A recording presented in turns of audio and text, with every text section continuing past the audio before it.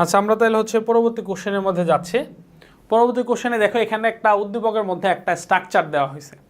তো এই স্ট্রাকচারটা এটা দেখে আমরা বুঝতেছি, আমরা যখন বেসিক লেকচার করেছি তখন পিউরিন পাইরিমিডিনের গঠন যখন পড়ছি, ওই পিউরিন পাইরিমিডিনের কথা জাস্ট মনে করো। তো এখানে এটা পিউরিন না পাইরিমিডিন এটা আমরা একটু দেখি। আমরা যখন এই পিউরিন পাইরিমিডিনের গঠন পড়ছি তখন হচ্ছে আমরা দেখছি যে পিউরিন হচ্ছে 2 রিং বিশিষ্ট। পিউরিন হচ্ছে 2 রিং বিশিষ্ট। তার ভিতরে একটা হচ্ছে ষড়ভুজ, একটা হচ্ছে পেন্টাভুজ। এটা হলো পিউরিন। আর পাইরিমিডিন হচ্ছে 1 রিং বিশিষ্ট।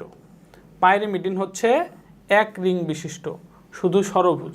তাহলে পিউরিন হলো 2 রিং বিশিষ্ট। পিউরিনের মধ্যে কি কি আছে? এটা হলো পিউরিন। তো পিউরিনের মধ্যে আছে হলো 2টা, একটা এডিনিন আর একটা গুয়ানিন। আর পাইরিমিডিন এই যে 1 রিং বিশিষ্ট, এটার মধ্যে এটা হলো পাইরিমিডিন। এটা হলো 3 ধরনের হয়। একটা হলো সাইটোসিন, থায়ামিন, আর একটা হচ্ছে ইউরাসিল। তার মানে এই 1 রিং বিশিষ্ট হলে হয় সাইটোসিন হবে, থায়ামিন হবে, অথবা ইউরাসিল হবে। আর যদি 2 রিং বিশিষ্ট হয় তাহলে হয় এডেনিন অথবা গুয়ানিন। এখন এটা আমার কয় রিং বিশিষ্ট? এটা হচ্ছে 2 রিং বিশিষ্ট, রাইট? তো এখন আমরা দেখব যে 2 রিং বিশিষ্ট আছে, তাহলে 2 রিং বিশিষ্ট হয় এডেনিন হবে অথবা গুয়ানিন হবে। তার মানে সাইটোসিন 1 রিং বিশিষ্ট, এটা হওয়ার সুযোগ নাই। থায়ামিন 1 রিং বিশিষ্ট, এটাও হওয়ার সুযোগ নাই। তাহলে আমার হবে কি? হয় এডিনিন হবে অথবা গুয়ানিন হবে। এখন আমি দেখব এডিনিন নাকি গুয়ানিন সেটা। এখন এই যে এখানে এডিনিন না গুয়ানিন সেটা কিভাবে বুঝবো? এই যে এখানে যদি আমার NH2 অ্যামিন গ্রুপ সংযুক্ত থাকে, এখানে যদি অ্যামিন গ্রুপ সংযুক্ত থাকে তাহলে সেটা হচ্ছে এডিনিন। আর এখানে অ্যামিন গ্রুপ না থেকে যদি কি থাকে, অক্সিজেনের সাথে ডাবল বন্ড থাকে, অক্সিজেন গ্রুপ যদি এখানে যুক্ত থাকে তখন সেটা হচ্ছে গুয়ানিন। তাহলে এখানে কি দেখবো? এখানে কি অক্সিজেন গ্রুপ আছে? অক্সিজেন গ্রুপ থাকলে গুয়ানিন হবে। আর যদি অ্যামিন গ্রুপ থাকে তাহলে হচ্ছে এডেনিন হবে। এই যে NH2 আছে এখানে, এটা হচ্ছে কি এখানে NH2, এর সাথে তাহলে কি NH2 যুক্ত আছে। NH2 যদি যুক্ত থাকে তাহলে এডেনিন হবে। তাহলে সঠিক উত্তর কি? এটা হচ্ছে কি উপাদানটার নাম হচ্ছে এডেনিন। ওকে, তাহলে এটা একটু মাথায় খেলো যে সাইটোসিন, থায়ামিন এবং ইউরাসিল এরা হলো 1 রিং বিশিষ্ট হবে, একটা ষড়ভুজ থাকবে। আর পিউরিনের মধ্যে এডিনিন এবং গুয়ানিন এরা হচ্ছে 2 রিং বিশিষ্ট। ঠিক আছে? তাহলে এই যে পিউরিন কাকে বলে, একটা প্রশ্ন আমরা পড়ছিলাম, পিউরিন কাকে বলে? তাহলে পিউরিন আমরা বলতে পারি যে 2 রিং বিশিষ্ট হচ্ছে নাইট্রোজেন যুক্ত ক্ষারককে পিউরিন বলা হয়। পাইরিমিডিন কাকে বলে? 1 রিং বিশিষ্ট ক্ষারককে পাইরিমিডিন বলা হয়। আচ্ছা, পরবর্তী কোশ্চেনের মধ্যে যাচ্ছি। তো পরবর্তী কোশ্চেনের ক্ষেত্রে দেখো একটা উদ্দীপক দেওয়া আছে। এটা চিত্রটা দেখে বুঝতেই পারতেছি যে এটা হচ্ছে কি, এটা হলো একটা ট্রান্সফার আরএনএকে দেখানো হয়েছে। তো ট্রান্সফার আরএনএর ক্ষেত্রে চিত্রের উপাদানটির বৈশিষ্ট্য হলো, ট্রান্সফার আরএনএ কি, এটাকে কি বলা হয়?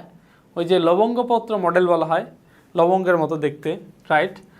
তো বা হচ্ছে এই ক্লোভার লিফ মডেল বলা হয়। আচ্ছা, যাই হোক, এর কোনো প্রকারভেদ নাই। আমরা জানি আরএনএ হলো 5 প্রকার। আরএনএ 5 প্রকার: mRNA, tRNA, gRNA, miRNA, rRNA, এরকম আরএনএ হলো 5 প্রকার। কিন্তু tRNA যেটা, এটার আর প্রকারভেদ নাই, অতএব এটা কোনো প্রকারভেদ নেই, এটা সঠিক। 2 নম্বর হচ্ছে ডিএনএ হতে প্রোটিন সংশ্লেষণের কোড বহন করে। ডিএনএ প্রোটিন সংশ্লেষণের কোড। আচ্ছা দেখো, একটা ভালো জিনিস খেয়াল করো, ডিএনএ থেকে এমআরএনএ তৈরি হয়, ডিএনএ থেকে এমআরএনএ তৈরি হয়, এমআরএনএ থেকে প্রোটিন তৈরি হয়, এমআরএনএ থেকে প্রোটিন তৈরি হয়। তো ডিএনএ থেকে প্রোটিন সংশ্লেষণের কোডটা বহন করে কে? ডিএনএ থেকে প্রোটিন সংশ্লেষণের কোডটা বহন করে হচ্ছে এমআরএনএ। এমআরএনএ বহন করে। এখানে আছে কি টিআরএনএ। তাহলে এই যে ডিএনএ হতে প্রোটিন সংশ্লেষণের কোড কি তাহলে টিআরএনএ কি বহন করে? না, টিআরএনএ হচ্ছে অ্যান্টিকোড বহন করে। টিআরএনএ কি বহন করে? অ্যান্টিকোড বহন করে। এই যে টিআরএনএ এখানে কিন্তু অ্যান্টিকোড থাকে, রাইট? তো যদি অ্যান্টিকোডের কথা উল্লেখ থাকতো যে কে অ্যান্টিকোড বহন করে, টিআরএনএ অ্যান্টিকোড বহন করতে, সেটা সঠিক হইতো। তাইলে ডিএনএ থেকে প্রোটিন সংশ্লেষণের কোডকে বহন করে, প্রোটিন সংশ্লেষণের কোড বহন করে হচ্ছে এমআরএনএ।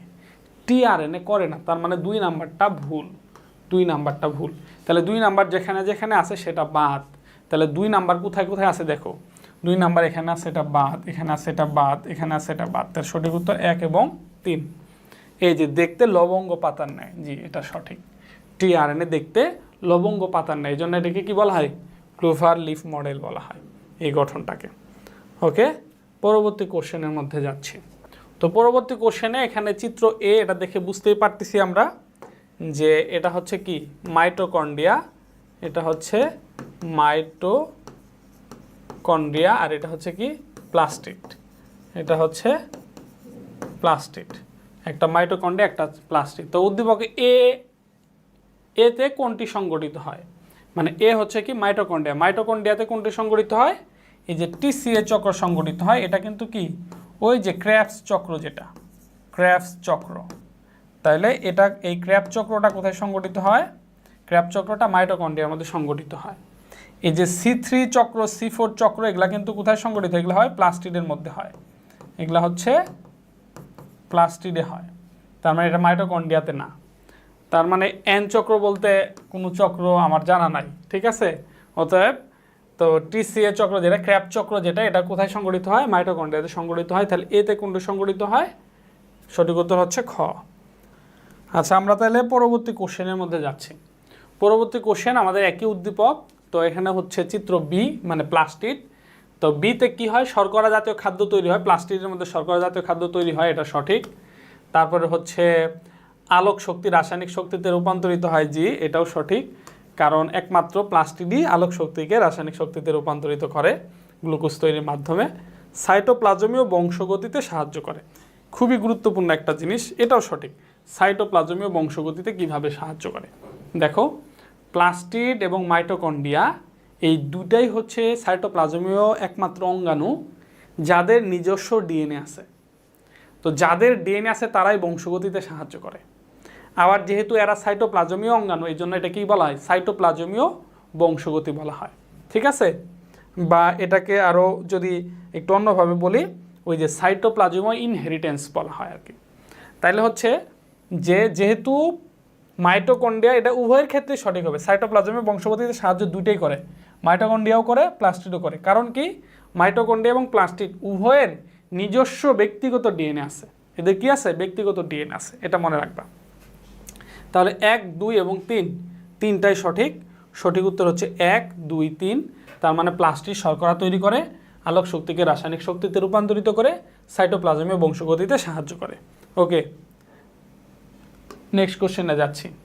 নেক্সট কোশ্চেনের ক্ষেত্রে এখানে আমার চিত্র এ এবং বি দুইটা জিনিস দেখাইছে পর্যায়ক্রমিকভাবে, যে ডাবল হেলিক্স দ্বিসূত্রক আছে, অতএব এটা হচ্ছে ডিএনএ, এটা হচ্ছে কি ডিএনএ। ডিএনএ থেকে এ প্রক্রিয়ার মাধ্যমে আরএনএ তৈরি হয়েছে, আরএনএ তৈরি হয়েছে। আরএনএ থেকে বি প্রক্রিয়ার মাধ্যমে অ্যামাইনো অ্যাসিডের পলিমার মানে প্রোটিন তৈরি হয়েছে, প্রোটিন তৈরি হয়েছে, রাইট। এই যে অ্যামাইনো অ্যাসিড ব্রেকেট দিয়ে এন দেওয়া, amino acid, amino acid, acid bracket দিয়ে এন দেওয়া মানে কি, এটা অ্যামাইনো অ্যাসিডের পলিমার, আর অ্যামাইনো অ্যাসিডের পলিমারই হচ্ছে প্রোটিন। তাহলে ডিএনএ থেকে আরএনএ তৈরি প্রক্রিয়া হচ্ছে ট্রান্সক্রিপশন, আরএনএ থেকে প্রোটিন তৈরি প্রক্রিয়া হচ্ছে ট্রান্সলেশন। তাহলে এ হচ্ছে ট্রান্সক্রিপশন, বি হচ্ছে ট্রান্সলেশন। আচ্ছা, বলছে এ প্রক্রিয়া এবং বি প্রক্রিয়া সংগঠিত হয় যথাক্রমে। এ প্রক্রিয়া কোথায় সংগঠিত, একটু আগে আমরা বলছি আগের প্রশ্নের মধ্যে, ট্রান্সক্রিপশন সংগঠিত হয় নিউক্লিয়াসের মধ্যে, আর ট্রান্সলেশন সংগঠিত হয় সাইটোপ্লাজম বা রাইবোজোমের মধ্যে। তাইলে এ প্রক্রিয়া নিউক্লিয়াসে হয়, রাইবোজোম ও নিউক্লিয়াস, এটা কি হলো, উল্টা হলো, এটা উল্টা হয়েছে, এটা উল্টা হয়েছে। এ প্রক্রিয়া হয়েছে নিউক্লিয়াসে, বি প্রক্রিয়া হয়েছে রাইবোজোমে। আর এখানে দেওয়া এ প্রক্রিয়া রাইবোজোম, বি প্রক্রিয়া নিউক্লিয়াস, এটা উল্টা হয়েছে, এটা ভুল। নিউক্লিয়াস ও মাইটোকন্ড্রিয়া না, এটাও ভুল। লাইসোজোম ও নিউক্লিয়াস না, এটাও ভুল। এই যে নিউক্লিয়াস ও রাইবোজোম, এটা সঠিক। তাহলে ট্রান্সক্রিপশন প্রক্রিয়া সংগঠিত হয় নিউক্লিয়াসের মধ্যে, ট্রান্সক্রিপশন প্রক্রিয়া সংগঠিত হয় নিউক্লিয়াসের মধ্যে, আর ট্রান্সলেশন প্রক্রিয়া সংগঠিত হয় রাইবোজোমের মধ্যে। অপশনে যদি রাইবোজোম না থাকে, সাইটোপ্লাজম যদি থাকে, সেই ক্ষেত্রে কিন্তু আবার সাইটোপ্লাজম হবে যদি রাইবোজোম না থাকে, কারণ রাইবোজোমও তো সাইটোপ্লাজমের মধ্যেই, রাইট। ওকে, পরবর্তী কোশ্চেনে যাচ্ছি, ওই সেম উদ্দীপক। এখন বলছে যে উদ্দীপকের প্রক্রিয়া সমূহের ক্ষেত্রে কোনটি সঠিক, মানে ট্রান্সক্রিপশন এবং ট্রান্সলেশন উভয়ের ক্ষেত্রেই কোনটা সঠিক হবে? এ প্রক্রিয়ায় প্রাইমার তৈরি হয় না, এটা সঠিক না। ট্রান্সক্রিপশনের মধ্যে কোনো প্রাইমার তৈরি হয় না। এই যে প্রাইমার তৈরি হয় কোথায়, এটা আমরা আগে বলছি রেপ্লিকেশনের মধ্যে। প্রাইমার তৈরি হয় কোথায়? রেপ্লিকেশনে তৈরি হয় হচ্ছে প্রাইমার। বি প্রক্রিয়ার সাথে টিআরএনএ সংশ্লিষ্ট। বি প্রক্রিয়া হচ্ছে ট্রান্সক্রিপশন ট্রান্সলেশন। জি, আরএনএ থেকে যে প্রোটিন তৈরি হয় এটার ব্যাখ্যা আমরা দেখছি। বি প্রক্রিয়ার সাথে ট্রান্সক্রিপশন প্রক্রিয়া সংগঠিত টিআরএনএ সংশ্লিষ্ট, এটা সঠিক। এ প্রক্রিয়া ইন্টারফেজ, এখন বাকিগুলো দেখি। এ প্রক্রিয়া ইন্টারফেজে সম্পূর্ণ হয়। এ প্রক্রিয়া ইন্টারফেজে সম্পূর্ণ না, এটা সঠিক না। বি প্রক্রিয়া স্প্লাইসিং ঘটে। বি প্রক্রিয়া স্প্লাইসিং না, স্প্লাইসিং বি প্রক্রিয়ায় ঘটে না। ডিএনএ স্প্লাইসিং ঘটে হচ্ছে এ প্রক্রিয়ার মধ্যে। ট্রান্সক্রিপশনের মধ্যে হলো স্প্লাইসিং ঘটে, কারণ ট্রান্সলেশনের মধ্যে যে এমআরএনএ যেটা তৈরি হয় এটা হচ্ছে এই যে ইন্ট্রন এক্সন বিশিষ্ট। স্প্লাইসিংটা তাহলে ঘটে হচ্ছে ট্রান্সক্রিপশনের মধ্যে, বি প্রক্রিয়াতে না। স্প্লাইসিং ঘটে এ প্রক্রিয়ায়, তার মানে এটাও ভুল। তাহলে সঠিক উত্তর হচ্ছে কি 2 নাম্বারটা, ট্রান্সলেশন প্রক্রিয়ায় টিআরএনএ সংশ্লিষ্ট। জি, নেক্সট কোশ্চেনে যাচ্ছি। তো চিত্র দেওয়া হয়েছে গোলজি বস্তু। চিত্র দেখে আমরা বুঝতেছি যে চিত্রটা হচ্ছে কিসের? গোলজি বস্তুর। নিচে ডি চিহ্নিত অংশের নাম কি? এই যে এখানে গোলজি বস্তুতে ধরো এই যে গোলজি বস্তু দেওয়া আছে, গোলজি বস্তু দেওয়া আছে, এই যে গোলজি বস্তুর চিত্র। তো এখানে বলছে ডি চিহ্নিত এই অংশটার নাম কি? এটা হচ্ছে সিস্টার্নি। এটাকে কি বলা হয়? ডি গোলজি বস্তুর মধ্যে লম্বা যে অংশটা এটা হলো কি সিস্টার্নি বলা হয়। তো গোলজি বস্তুর মধ্যে এই যে ভেসিকল কোনটা, ভেসিকল কোনটা এবং ভ্যাকুলস কোনটা? এই যে গোলজি বস্তুর নিচে সিস্টার্নির নিচে যে গোলাকার অংশগুলো যে থাকে এগুলো হচ্ছে ভ্যাকিউল, এগুলো হচ্ছে ভ্যাকিউল। এই যে এগুলো হচ্ছে ভ্যাকিউল, এগুলো হচ্ছে ভ্যাকিউল। আর হচ্ছে ভেসিকল কোনগুলা? এই যে বস্তু এই যে শেষের দিকে এখানে ছোট ছোট গোলাকার অংশগুলো থাকে এগুলো হচ্ছে ভেসিকল। এই যে এগুলো হচ্ছে ভেসিকল। ঠিক আছে, এটা আমরা 9-10-এ পড়ছিলাম। এগুলো ছিল বৃহৎ ভেসিকল, এগুলো ছিল ক্ষুদ্র ভেসিকল। আসলে বৃহৎ ভেসিকুলাই হচ্ছে ভ্যাকিউল, আর ক্ষুদ্র ভেসিকল যেগুলো ছিল ওগুলো হচ্ছে ভেসিকল। ঠিক আছে, আচ্ছা। তার মানে 9-10-এ আমরা পড়ছিলাম গোলজি বস্তুর দুইটা অংশ, সিস্টার্নি আর ভেসিকল। ভেসিকুলগুলো ছিল ক্ষুদ্র ভেসিকল আর বৃহৎ ভেসিকল। আর এখন বৃহৎ ভেসিকুলগুলো হচ্ছে ভ্যাকিউলস। তার মানে সিস্টার্নি, ভ্যাকিউলস আর ভেসিকল। কথা কি ক্লিয়ার? ওকে, তাহলে ডি চিহ্নিত অংশের নাম হচ্ছে কি সিস্টার্নি। পরবর্তী কোশ্চেনে যাচ্ছি। তো উপরের চিত্রের বৈশিষ্ট্য হলো, মানে গোলজি বস্তুর বৈশিষ্ট্য হলো লাইসোজোম গঠন করে, কোষ প্লেট তৈরি করে, ফ্যাগোসাইটোসিসে সহায়তা করে। তাহলে দেখো আমরা একটু আগেই কিন্তু বলছি গোলজি বস্তু লাইসোজোম গঠন করে, এটা সঠিক। কোষ প্লেট তৈরি করে, এটাও সঠিক। তবে ফ্যাগোসাইটোসিসে অংশগ্রহণ করে, এটা সঠিক না, কারণ গোলজি বস্তু ফ্যাগোসাইটোসিস প্রক্রিয়া অংশগ্রহণ করে না। তাহলে আবার গোলজি বস্তুর কাজ, তোমরা এই যে আবুল হাসান স্যার বই বের করে গোলজি বস্তুর কাজ দেখবা, সেখানে লাইসোজোম গঠনের ভূমিকা রাখে, এটা সঠিক। গোলজি বস্তুর কাজ এটা আছে। তার মানে 1 এবং 2 হলো সঠিক, 1 এবং 2 সঠিক। 3 নাম্বার সঠিক না, 3 নাম্বার যেখানে আছে বাদ, যেখানে আছে বাদ। এই যে নেক্সট কোশ্চেনে আমরা যাই। নেক্সট কোশ্চেন হচ্ছে সেম গোলজি বস্তুরই চিত্র দেওয়া আছে, এটাও গোলজি বস্তুর চিত্র। উদ্দীপকে এ অংশটির নাম হলো, এই যে গোলজি বস্তুর মাথার যে অংশটা, এই যেখানে বলছে গোলজি বস্তুর সিস্টার্নির অগ্রভাগ গোলাকার যে অংশ, এই অংশটার নাম কি? এই অংশটার নাম হচ্ছে কি? এই অংশটার নাম হচ্ছে ভ্যাকিউল। কেন ভ্যাকিউল? কেন এই অংশটা? তো এখানে দেখো, এখানে কিন্তু এই যে বৃহৎ গোলাকার, এটা বড় আবার এটা ছোট। যদি এই ছোট গোলাকারটা ইন্ডিকেট করতো, তাহলে ছোট গোলাকার অংশ, এই যে ছোটগুলা এগুলো হচ্ছে ভেসিকল। আর যেহেতু এটা বড় অংশ, তাহলে এটা হচ্ছে ভ্যাকিউলস। আর এই লম্বা অংশটা যদি দিত, সেটা হচ্ছে সিস্টার্নি। তাহলে এই অংশটার নাম কি? এই অংশটার নাম হচ্ছে ভ্যাকিউলস। বৃহৎ থলে যেগুলো, এগুলো হচ্ছে ভ্যাকিউলস। উদ্দীপকে বি চিহ্নিত অংশটি, বি চিহ্নিত অংশ তার মানে হচ্ছে এই যে সিস্টার্নির কথা বলা হয়েছে, সিস্টার্নি, সিস্টার্নির কথা বলা হয়েছে যে উদ্দীপকে বি চিহ্নিত অংশটি বিভিন্ন এনজাইম দ্বারা পরিপূর্ণ। গোলজি বস্তুর যে সিস্টার্নি আছে, ভ্যাকিউলস আছে, ভেসিকল আছে, সবগুলাই কি বিভিন্ন এনজাইম দ্বারা পরিপূর্ণ থাকে, এটা হলো সঠিক। কার্বোহাইড্রেট, লিপিড ও প্রোটিন দ্বারা গঠিত, জি এটাও সঠিক। কার্বোহাইড্রেট, প্রোটিন, লিপিড এগুলা দ্বারা গঠিত হয়। আবুল হাসান স্যারের যে বই আছে, বইটা গোলজি বস্তু পার্টটা বের করে দেখবা যে এগুলা সব কিছু লেখা আছে, সবই আছে। বিশেষ করে মোটামুটি সব বইয়ের মধ্যে আছে, আবুল হাসান স্যারের বইয়ের মধ্যে বেশি মিলে আর কি। মসৃণ এন্ডোপ্লাজমিক রেটিকুলাম থেকে উৎপন্ন হয়। জি, গোলজি বস্তু উৎপত্তি তোমরা এখন তোমরা আবুল হাসান স্যারের বই বের করে গোলজি বস্তু পার্টটা বের করে দেখো, সেখানে লেখা আছে উৎপত্তি মসৃণ এন্ডোপ্লাজমিক রেটিকুলাম থেকে উৎপন্ন হয়। এন্ডোপ্লাজমিক রেটিকুলাম থেকে উৎপন্ন হয়। কোনটা? মসৃণ এন্ডোপ্লাজমিক রেটিকুলাম থেকে গোলজি বস্তু উৎপন্ন হয়। তার মানে এটার জন্য 1, 2, 3 তিনটাই সঠিক। আচ্ছা, পরবর্তী কোশ্চেনের মধ্যে আমরা যাচ্ছি। চিত্র দেওয়া আছে, প্লাস্টিডের চিত্র দেওয়া আছে। এটা হচ্ছে কি একটা প্লাস্টিডের চিত্র, যে এ চিত্রের কাজ কোনটি? তাহলে প্লাস্টিডের কাজ কোনটি? তা আমরা একটু দেখি প্লাস্টিডের কাজ কোনটি। সালোক সংশ্লেষণে অংশগ্রহণ করে। জি, এটাই সঠিক, সালোক সংশ্লেষণে অংশগ্রহণ করে। এই জন্য বাকিগুলা কি দেখবো না? না, যেহেতু আমরা প্র্যাকটিস করতেছি, তবে বাকিগুলাও দেখব। কোষের ক্ষরণ নিয়ন্ত্রণ করে। না, এটা সঠিক না। ক্ষরণ নিয়ন্ত্রণ করে হচ্ছে গোলজি বস্তু, অতএব এটা না। শক্তি উৎপন্ন করে হচ্ছে মাইটোকন্ড্রিয়া, অতএব এটা না। অটোলাইসিসে অংশগ্রহণ করে হচ্ছে লাইসোজোম, এটা না। তাহলে ক্ষরণ নিয়ন্ত্রণ করে কে? গোলজি বস্তু। এই জন্য এটাকে কোষের ট্রাফিক পুলিশ বলা হয়। গোলজি বস্তুকে কি বলা হয়? কোষের ট্রাফিক পুলিশ বলা হয়। তারপর হচ্ছে শক্তি উৎপন্ন করে না, শক্তি উৎপন্ন করে কে? Mitochondria, mitochondria. অটোলাইসিসে অংশগ্রহণ করে কে? লাইসোজোম,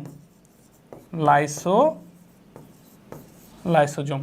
আর সালোক সংশ্লেষণে অংশগ্রহণ করে কে? প্লাস্টিড। ওকে, নেক্সট কোশ্চেনে যাচ্ছি। সাধারণত উচ্চ শ্রেণীর উদ্ভিদে একই রকম ক্লোরোপ্লাস্ট থাকে। উচ্চ শ্রেণীর উদ্ভিদে একই রকম ক্লোরোপ্লাস্ট থাকে। নিম্ন শ্রেণীর উদ্ভিদে ক্লোরোপ্লাস্টে বৈচিত্র্য দেখা যায়। প্রথমোক্ত উদ্ভিদে ক্লোরোপ্লাস্ট কোন ধরনের? উচ্চ শ্রেণীর উদ্ভিদের মধ্যে ক্লোরোপ্লাস্ট যেটা থাকে, এটা কিন্তু এই যে এরকম আকৃতির ক্লোরোপ্লাস্ট থাকে, রাইট? এরকম আকৃতির ক্লোরোপ্লাস্ট থাকে, এরকম আকৃতির ক্লোরোপ্লাস্ট থাকে। তো এটাকে কি বলা হয়? এটা দেখতে ল্যাঞ্চের মতো দেখা যায়। তারকাকার? না। পেয়ালাকার? না। জালিকাকার? না। এই যে ল্যান্স আকৃতির। সাধারণত উচ্চ শ্রেণীর যে উদ্ভিদের মধ্যে এই আকৃতির ক্লোরোপ্লাস্টই থাকে, এটা হচ্ছে কি? ল্যাঞ্চ আকার, ল্যাঞ্চ আকৃতির। ওকে, আচ্ছা, আমরা তাহলে নেক্সট কোশ্চেনে যাচ্ছি। তো আমাদের যে নেক্সট কোশ্চেন, সেটা হচ্ছে নিচের কোনটিতে ক্লোরোপ্লাস্টের বৈচিত্র্যতা বেশি দেখা যায়? একটু ভালো করে খেয়াল করো। এই যে ক্লোরোপ্লাস্টের বৈচিত্র্যতা কাদের মধ্যে দেখা যাবে? ক্লোরোপ্লাস্টের বৈচিত্র্যতা দেখা যায় হচ্ছে যারা নিম্ন শ্রেণীর উদ্ভিদ। নিম্ন শ্রেণীর উদ্ভিদের মধ্যে বৈচিত্র্যতা দেখা যাবে, আর উচ্চ শ্রেণীর মধ্যে দেখা যাবে না। তো আমরা খুঁজে বের করবো কোনটা নিম্ন শ্রেণীর এখানে আছে। যেটা নিম্ন শ্রেণীর সেখানে বৈচিত্র্যতা আছে। এখানে ফার্ন যেটা, এটা উচ্চ শ্রেণীর উদ্ভিদ, অতএব এটা হবে না, এটা উচ্চ শ্রেণীর উদ্ভিদ। ফানজাই, এটার মধ্যে প্লাস্টিড নাই, এটার মধ্যে প্লাস্টিডই নাই, ক্লোরোপ্লাস্টই নাই। সে নিজের খাদ্য নিজে তৈরি করতে পারে, তবে এটাও বাদ। এখন থাকলে হলো মস এবং হচ্ছে অ্যালজি। তো এই দুইটার মধ্যে তুলনামূলকভাবে উন্নত হচ্ছে মস। অ্যালজি এবং মসের মধ্যে মসটা একটু উন্নত, তার মানে এখানে নিম্ন শ্রেণী দাঁড়াইলো অ্যালজি। তাহলে যেহেতু এটা নিম্ন শ্রেণীর উদ্ভিদ, অতএব এটার মধ্যে ক্লোরোপ্লাস্টের মধ্যে কি আছে? বিশেষ বৈচিত্র্যতা বেশি লক্ষ্য করা যায়। আচ্ছা, নেক্সট কোশ্চেনে যাচ্ছে। এখানে একটা চিত্র দিছে, প্লাস্টিডের চিত্র। এ একটা অংশ, প্লাস্টিডের ভিতরে ওই যে ধরো এটা একটা প্লাস্টিড, এর ভিতরে যে অংশগুলা যে থাকে, অনেকগুলা থাইলাকোইড মিলে একটা কি তৈরি হয়? গ্রানাম তৈরি হয়। এ চিহ্নিত অংশটির নাম কি? তাহলে এ চিহ্নিত অংশটির নাম তৈরি বলছি গ্রানাম। এই যে অংশটা, এই অংশটা হলো গ্রানাম। আর ভিতরে যেগুলো থাকে এগুলো হচ্ছে স্ট্রোমা থাকে। আর এটা একটা গ্রানামের সাথে আর একটা গ্রানামের সংযোগ নালী, ওটা হচ্ছে ল্যামেলাম, স্ট্রোমা। আর ক্রিস্টি থাকে হলো মাইটোকন্ড্রিয়ার মধ্যে। এটা কই থাকে? মাইটোকন্ড্রিয়াতে থাকে। প্লাস্টিডের মধ্যে ক্রিস্টি থাকে না। এটা হবে না, স্ট্রোমা হবে না, ল্যামেলাম হবে না। সঠিক উত্তর হচ্ছে গ্রানা। আসসালামু আলাইকুম শিক্ষার্থীরা, আশা করি সবাই অনেক ভালো আছো। আমি আছি আলহামদুলিল্লাহ। তো আজকে হচ্ছে আমাদের প্রথম অধ্যায়ের ওপর অষ্টম লেকচার। প্রথম অধ্যায়ের ওপর কিন্তু আমরা এর আগে আরও 7টা লেকচার শেষ করেছি। প্রথম 6টা লেকচার ছিল আমাদের বেসিক, এবং সপ্তম লেকচারে আমরা হচ্ছে সৃজনশীল প্রশ্ন সমাধান করেছি। একেবারে বোর্ডের আসা গুরুত্বপূর্ণ 15টা সৃজনশীল প্রশ্ন কিন্তু আমরা সলভ করাইছি। তো আজকে হচ্ছে আমরা এই অধ্যায়ের উপর গুরুত্বপূর্ণ বোর্ডের মধ্যে আসা এমসিকিউগুলো সলিউশন করার চেষ্টা করবো ইনশাআল্লাহ। তো যেহেতু এটা আমার এমসিকিউর উপর প্রথম ক্লাস, তো সেক্ষেত্রে প্রথমেই আমি কিছু কথা বলে রাখি, যেটা হচ্ছে এই দুই একটা কথা তোমার এমসিকিউ জার্নিটাকে খুবই স্মুথ করে দিবে, সুন্দর করে দিবে। তো আমাদের বায়োলজিতে প্রবলেমের জায়গাটা কিন্তু এমসিকিউ। আমরা সিকিউটা কোনোভাবে লিখতে পারলেও বেশিরভাগ স্টুডেন্ট, আমি যদি বলতে পারি বায়োলজি যাদের সমস্যা, তাদের 95% স্টুডেন্টের প্রবলেমটা হচ্ছে এমসিকিউ। যে স্যার ফিজিক্স কেমিস্ট্রি এমসিকিউ ভালো পারি, ম্যাথের এমসিকিউ পারি, কিন্তু বায়োলজি এমসিকিউ ভালো করতে পারি না। এই সমস্যাটা যাদের আছে, এই দুই একটা কথা তোমাদের যথেষ্ট হেল্প করবে। সেটা হচ্ছে আমরা বায়োলজিটা কিভাবে পড়ি এমসিকিউটা। আমরা যেটা করি গাইড নেই বা হচ্ছে টেস্ট পেপার নিয়ে আমরা যত এমসিকিউ আছে সব হাজার হাজার এমসিকিউ মুখস্থ করি, আর পরীক্ষার হলে যায় দেখি একটা কমন পড়ে নেই। এই যে এমসিকিউর ভিতরে দুর্বলতা চলে আসে, এমসিকিউ আমরা পারি না, হাজার হাজার এমসিকিউ শুধু মুখস্থ করি। একটা জিনিস মনে রাখবা, আজকে থেকে গাইডের বা হচ্ছে টেস্ট পেপার থেকে এই কলেজ ওই ক্যাডেট কলেজ এরকম হাজার হাজার এমসিকিউ মুখস্থ করার কোনো দরকার নাই, ওটা দেখারও দরকার নাই। স্যার কেমনে কি? জি, আমি তোমাকে স্মুথ করে দিচ্ছি, পড়ালেখাটাকে সহজ করে দিচ্ছি। তুমি প্রথমে আমি যে বেসিক লেকচারগুলো করাই, এই প্রত্যেকটা লেকচার একটু মনোযোগ সহকারে তুমি বোঝার চেষ্টা করো। বেসিক লেকচারগুলো যদি কমপ্লিট হয়ে যায়, দেন তুমি গাইড বা টেস্ট পেপার খুলে তোমার এই গাইড বা টেস্ট পেপারের মধ্যে যে প্রিভিয়াস ইয়ারের যে এমসিকিউগুলো আছে, শুধু সকল বোর্ডের প্রিভিয়াস ইয়ারের এমসিকিউ কোশ্চেনগুলো, এগুলো একটু বুঝে বুঝে পড়ার চেষ্টা করো।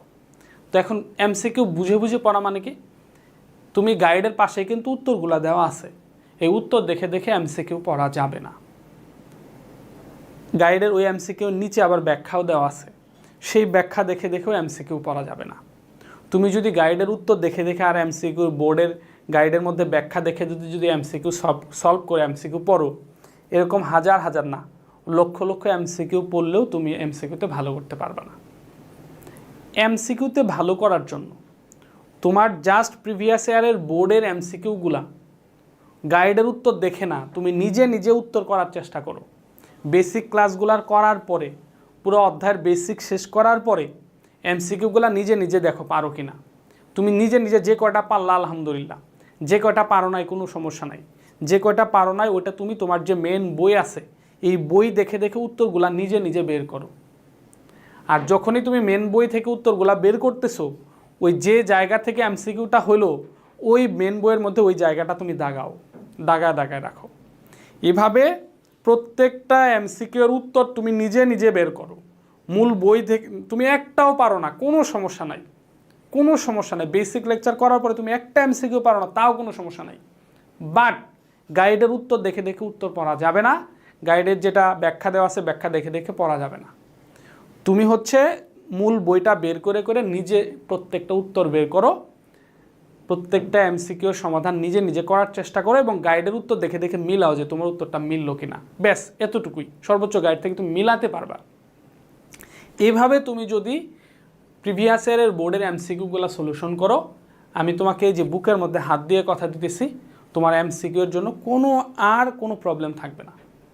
শুধু প্রিভিয়াস ইয়ারের এমসিকিউগুলো সলিউশন করার মাধ্যমে এমসিকিউতে শতভাগ এমসিকিউ পরীক্ষা কারেকশন করা সম্ভব। আর হচ্ছে যখন তোমার বেসিকও শেষ হলো, বোর্ডের এমসিকিউগুলোও বুঝে বুঝে তুমি সলিউশন করছো, বের করে ফেলছো, এখন তুমি কি করবা? এর পরবর্তীতে পর্যাপ্ত শুধু বই রিডিং পড়ো, মূল বইটা বেশি বেশি রিডিং পড়তে থাকো। মূল বই যে যত বেশি রিডিং পড়তে পারবে সে এমসিকিউতে তত ভালো করবে বায়োলজির জন্য। ঠিক আছে? তো দেরি না করে চলো আমরা শুরু করি। তো বিশেষ করে আমি যেভাবে এমসিকিউগুলো করাবো তুমিও চেষ্টা করবে সেভাবে। যেমন একটা এমসিকিউর উত্তর হচ্ছে এটা, জাস্ট ওইটাই তুমি পড়লা, বাকি অপশনগুলো একটাও দেখলে না। এভাবে তোমার দ্রুত শেষ করার কি দরকার? দ্রুত শেষ করার মধ্যে কোনো ফায়দা নাই। তুমি প্রত্যেকটা অপশন দেখে দেখে পড়ার চেষ্টা করো, যে অপশনটা কেন হইলো না, এটা কেন হইলো না, এটা কেন হইলো, এটার মতো কি আর একটা উত্তর হয় কি না। জাস্ট প্রত্যেকটা অপশন দেখে দেখে নিজে নিজে গবেষণা করে করে উত্তরগুলা বই থেকে বের করার চেষ্টা করো। কেন এটা হইলো না সেটাও তুমি বের করার চেষ্টা করো। তাহলে দেখবা হচ্ছে এমসিকিউতে এভাবে পড়লে তোমার সময় লাগবে, বাট তোমার দুর্বলতা কেটে যাবে, তুমি অনেক ভালো করতে পারবা। একটা জিনিস মনে রাখবা, অতি অল্প সময়ের মধ্যে যেটা শেষ করা যায় সেটাতে কোনো ফায়দা নাই। যেটা যত সময় নিয়ে পড়া যায় সেটা তত বেশি ইফেক্টিভ হয়। তোমাকে এখন 1 মাসের মধ্যে সিলেবাস কেউ শেষ করতে বলে নাই, তোমার এটা 2 বছরের জার্নি। সো বুঝে বুঝে সময় নিয়ে নিয়ে করো ইনশাল্লাহ। আচ্ছা, তাহলে প্রথমে দেখো যে একটা উদ্দীপক দেওয়া আছে। তো এটা এখানে যেহেতু সর্পিলাকার ডাবল হেলিক্স দেওয়া আছে, দ্বিসূত্রক দেওয়া আছে, তার মানে এটা দেখে বুঝতেছি এটা হচ্ছে কি, এটা হচ্ছে ডিএনএ, রাইট? এটা হচ্ছে ডিএনএ এবং এটা যেহেতু এক সূত্রক, এটা হচ্ছে আরএনএ। তো এখানে হচ্ছে একটা মিসিং আছে, মিসিংটা আমি একটু লিখে দিচ্ছি। এখানে এক্স প্রক্রিয়া, এখানে এটা হচ্ছে আরএনএ। তার মানে এটা হচ্ছে ডিএনএ, ডিএনএ থেকে আরএনএ তৈরি হচ্ছে, আর এখানে এক সূত্রক, এটা হলো আরএনএ, আরএনএ থেকে প্রোটিন তৈরি হচ্ছে, যে অ্যামাইনো অ্যাসিড মানে প্রোটিন তৈরি হচ্ছে। ওকে, তাহলে এই যে ডিএনএ থেকে যে আরএনএ তৈরি হয়, ডিএনএ থেকে আরএনএ তৈরি হচ্ছে, এই প্রক্রিয়াটার নাম কি? এটা হচ্ছে ট্রান্সক্রিপশন। এটা হচ্ছে কি? ট্রান্সক্রিপশন। আর এটা হচ্ছে এক সূত্রক আরএনএ থেকে অ্যামাইনো অ্যাসিড বা প্রোটিন তৈরি হচ্ছে, অতএব এটা হচ্ছে ট্রান্সলেশন। তার মানে এখানে দুইটা প্রক্রিয়ার কথা বলা হয়েছে, একটা হচ্ছে ট্রান্সক্রিপশন আর একটা হচ্ছে ট্রান্সলেশন। ওকে, তো এটা এই যে মোটামুটি উদ্দীপকটা এখন আমি বুঝলাম। এখন আমি প্রশ্নের মধ্যে যাচ্ছি যে উদ্দীপকের সংগঠিত প্রক্রিয়া এক্স ও ওয়াইয়ের ক্ষেত্রে নিচের কোনটা সঠিক? উভয় প্রক্রিয়া রাইবোজোমে সংগঠিত হয়। এই যে আমি কিন্তু নিজে নিজে করতেছি, আমি কিন্তু জানি না উত্তর কোনটা। গাইডের মধ্যে উত্তর দেওয়া আছে, ধরো এটা, জাস্ট তুমি উত্তর এটা পড়লা, হয়ে গেল, বাকি একটাও পড়লা না, তোমার এমসিকিউর মধ্যে দুর্বলতা থেকে যাবে। এই কাজটা কখনোই করবে না। তাহলে আমরা কি করব? প্রত্যেকটা অপশন পড়ে পড়ে আমরা উত্তর বের করব। উভয় প্রক্রিয়া রাইবোজোমে সংগঠিত হয়। তাহলে দেখো, ট্রান্সক্রিপশন এবং ট্রান্সলেশন দুটোই কি রাইবোজোমে সংগঠিত হয়? না, কারণ ট্রান্সক্রিপশন প্রক্রিয়াটা সংগঠিত হয় হচ্ছে নিউক্লিয়াসের মধ্যে। কোথায়? নিউক্লিয়াসের মধ্যে। ট্রান্সক্রিপশন প্রক্রিয়াটা কোথায় সংগঠিত হয়? নিউক্লিয়াসের মধ্যে। আর ট্রান্সলেশন প্রক্রিয়াটা কোথায় সংগঠিত হয়? এটা হয় হচ্ছে রাইবোজোমের মধ্যে, রাইবোজোমে হয়। তার মানে নিউক্লিয়াসের মধ্যে যখন ডিএনএ থেকে আরএনএ তৈরি হয়, তখন আরএনএটা নিউক্লিয়াস থেকে বেরিয়ে আসে, বেরিয়ে এসে সাইটোপ্লাজমের মধ্যে ঢুকে, সাইটোপ্লাজমের মধ্যে থাকা রাইবোজোমের মধ্যে ঢুইকা সেখানে হচ্ছে ট্রান্সলেশন প্রক্রিয়াটা ঘটে। তাহলে ট্রান্সক্রিপশন হয় নিউক্লিয়াসে, ট্রান্সলেশন হয় রাইবোজোমে। বলছে উভয় প্রক্রিয়া রাইবোজোমে সংগঠিত হয় না, শুধু একটা সংগঠিত হয় আর একটা হয় না। তার মানে এটা সঠিক না। পরবর্তীতে যাই আমরা। প্রক্রিয়া ওয়াই টিআরএনএর সাথে সংশ্লিষ্ট। প্রক্রিয়া ওয়াই তার মানে হলো ট্রান্সলেশন প্রক্রিয়াটা, যেখানে আরএনএ থেকে প্রোটিন তৈরি হয়, এটার সাথে কি টিআরএনএর সম্পর্ক আছে? তো আমরা জানি যে এখানে একটা রাইবোজোমাল ছোট সাব ইউনিট আসে, তারপরে হচ্ছে একটা রাইবোজোমাল বড় সাব ইউনিট আছে, মাঝখানে একটা এমআরএনএ থাকে। তো এরপরে কি হয়? একটা টিআরএনএ আসে, একটা টিআরএনএ, অ্যামাইনো অ্যাসিড যুক্ত একটা টিআরএনএ আসে, যেটার মধ্যে এমআরএনএ থাকে। ধরো এটাই আমি বুঝাইলাম যে এটাই হলো টিআরএনএ।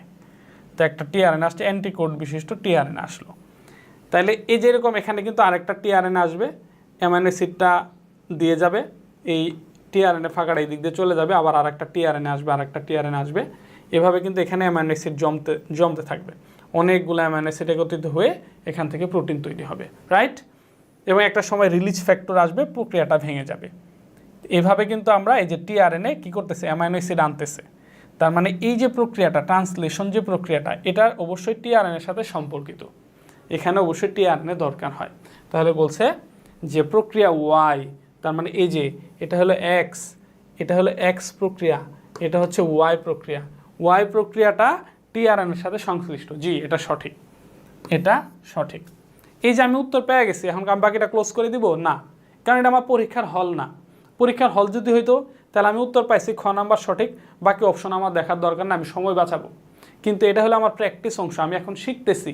তার মানে আমি উত্তর পাইছি, এরপরেও আমি গ নাম্বার অপশনটাও দেখব, ঘ নাম্বার অপশনটা দেখব।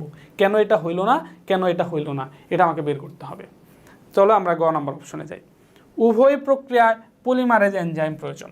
দেখো, ট্রান্সক্রিপশন প্রক্রিয়া, এই যে ডিএনএ থেকে যে আরএনএ তৈরি হয়, ট্রান্সক্রিপশন, এটার ভিতরে যে আরএনএ একটা পলিমারেজ এনজাইম থাকে, ওর ভিতরে ডিএনএটা প্রবেশ করে, ডিএনএ প্রবেশ করে এই যে সূত্র, এই যে প্রক্রিয়াটা হয়, আরএনএ পলিমারেজ ট্রান্সক্রিপশনের জন্য দরকার। কিন্তু ট্রান্সলেশন প্রক্রিয়ার জন্য কিন্তু কিনা কোনো আরএনএ পলিমারেজ এনজাইমের প্রয়োজন পড়ে না। তার মানে এটা সঠিক না। আরএনএ পলিমারেজ এনজাইমটা শুধু ট্রান্সক্রিপশনের জন্য দরকার হয়, ট্রান্সলেশনের জন্য দরকার হয় না, অতএব এটা সঠিক না। প্রক্রিয়া এক্স এর প্রাইমার তৈরি হয়, প্রক্রিয়া এক্স যেটা, তার মানে ডিএনএ থেকে যে আরএনএ তৈরি হয়, তো ডিএনএ থেকে আরএনএ এই যে ট্রান্সক্রিপশন প্রক্রিয়াটা, এখানে প্রাইমার তৈরি হয় না। প্রাইমার তৈরির যে প্রক্রিয়া সেটা হচ্ছে রেপ্লিকেশনের মধ্যে, ডিএনএ প্রতিলিপনের মধ্যে প্রাইমার তৈরি হয়। আমরা ডিএনএ প্রতিলিপন রেপ্লিকেশন যখন পড়ছি সেখানে কিন্তু প্রাইমার তৈরি হয়েছে, আরএনএ প্রাইমেজ এনজাইম দ্বারা প্রাইমার তৈরি হয়। তো এটা হচ্ছে রেপ্লিকেশনের মধ্যে হয়, চিত্র এক্সের মধ্যে হয় না, তার মানে এটাও ভুল। তাহলে যে আরএনএ প্রাইমার তৈরি হয় এটা কোথায়? রেপ্লিকেশনের মধ্যে, এটা হলো রেপ্লিকেশনের মধ্যে।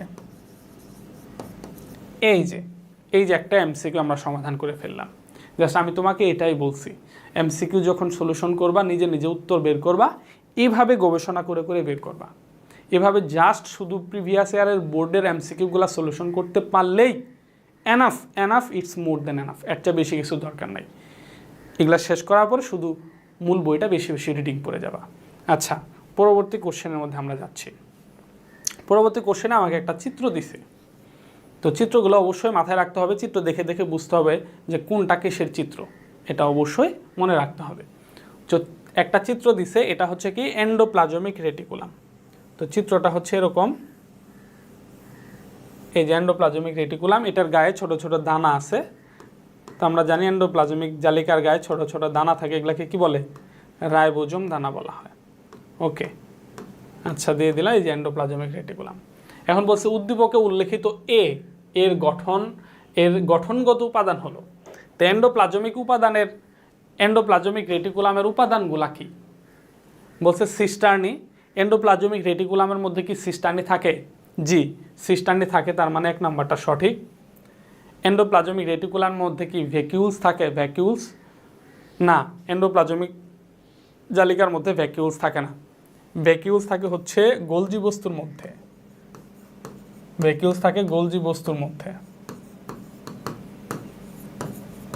ঠিক আছে? তাহলে ভ্যাকিউলস থাকে গোলজি বস্তুর মধ্যে। ভ্যাকিউল এটা এন্ডোপ্লাজমিক জালিকার এন্ডোপ্লাজমিক রেটিকুলামের গঠনগত উপাদান নয়, তার মানে 2 নাম্বারটা হবে না, 2 নাম্বারটা হবে না। তাহলে অপশনে 2 নাম্বার যেখানে আছে সেটা বাদ, এটাতে 2 নাম্বার অপশনে আছে, অতএব এটা বাদ। এটাতে 2 নাম্বার অপশনে আছে, এটা বাদ। এটাতে 2 নাম্বার অপশনে আছে, এটা বাদ। তাহলে আমার বাদ থাকলো, সঠিক উত্তর হলো গ। দেখছো, আমার বাকিটা পড়াও লাগে নাই, শুধু একটা পড়ে কিন্তু উত্তরটা বের করে ফেলছি। এরপরও দেখবো যে তার মানে 3 নাম্বার অটোমেটিক সঠিক হবে। 3 নাম্বার আছে টিউবিউল। টিউবিউল কি এন্ডোপ্লাজমিক রেটিকুলামের উপাদান? জি, টিউবিউল এন্ডোপ্লাজমিক রেটিকুলামের উপাদান। তাহলে এন্ডোপ্লাজমিক রেটিকুলামের গঠনগত উপাদান হচ্ছে সিস্টার্নি আর টিউবিউল। ভ্যাকিউল এটা এন্ডোপ্লাজমিক রেটিকুলামের না, এটা হচ্ছে গোলজি বস্তু। জাস্ট এখন যদি আমরা যদি এখন একটু বই দেখি, আমরা এখন বই দেখব, বই দেখে যে বইয়ের মধ্যে উত্তরটা আমরা বের করব। ধরো এটা আমি জানি না, এখন আমি এই যে এন্ডোপ্লাজমিক রেটিকুলাম বের করলাম, এই যে দেখো এন্ডোপ্লাজমিক রেটিকুলামের এই যে ভৌত গঠন দেখো, এই যে ভৌত গঠন এন্ডোপ্লাজমিক রেটিকুলামের ভৌত গঠন দেখো, এই যে সিস্টার্নি, তারপরে এই যে ভেসিকল, আর হচ্ছে টিউবিউল। তো এখানে কিন্তু ভ্যাকিউল নাই, এন্ডোপ্লাজমিক রেটিকুলামের মধ্যে ভ্যাকিউল নাই। 3টা আছে, একটা হলো সিস্টার্নি, ভেসিকল, আর হচ্ছে কি টিউবিউল আছে।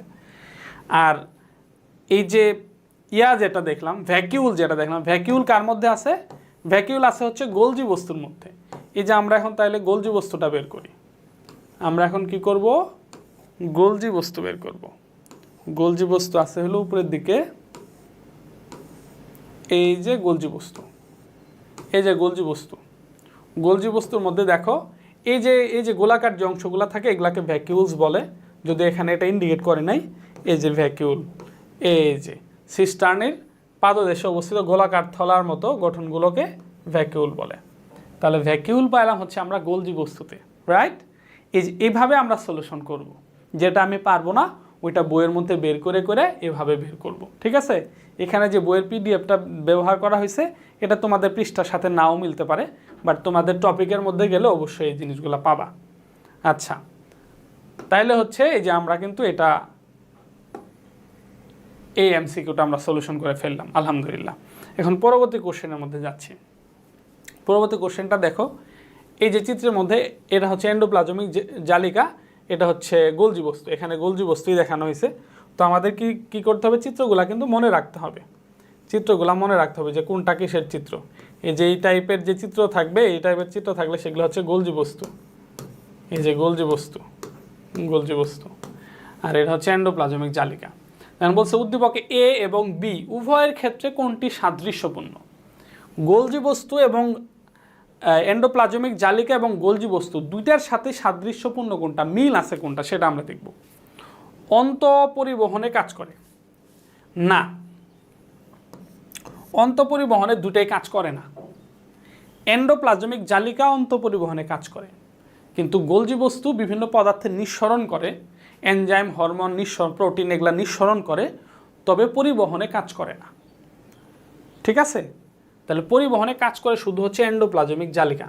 তার মানে এটা উভয়ের জন্য, এই যে উভয়ের ক্ষেত্রে কোনটা সঠিক, উভয়ের জন্য এটা সঠিক না।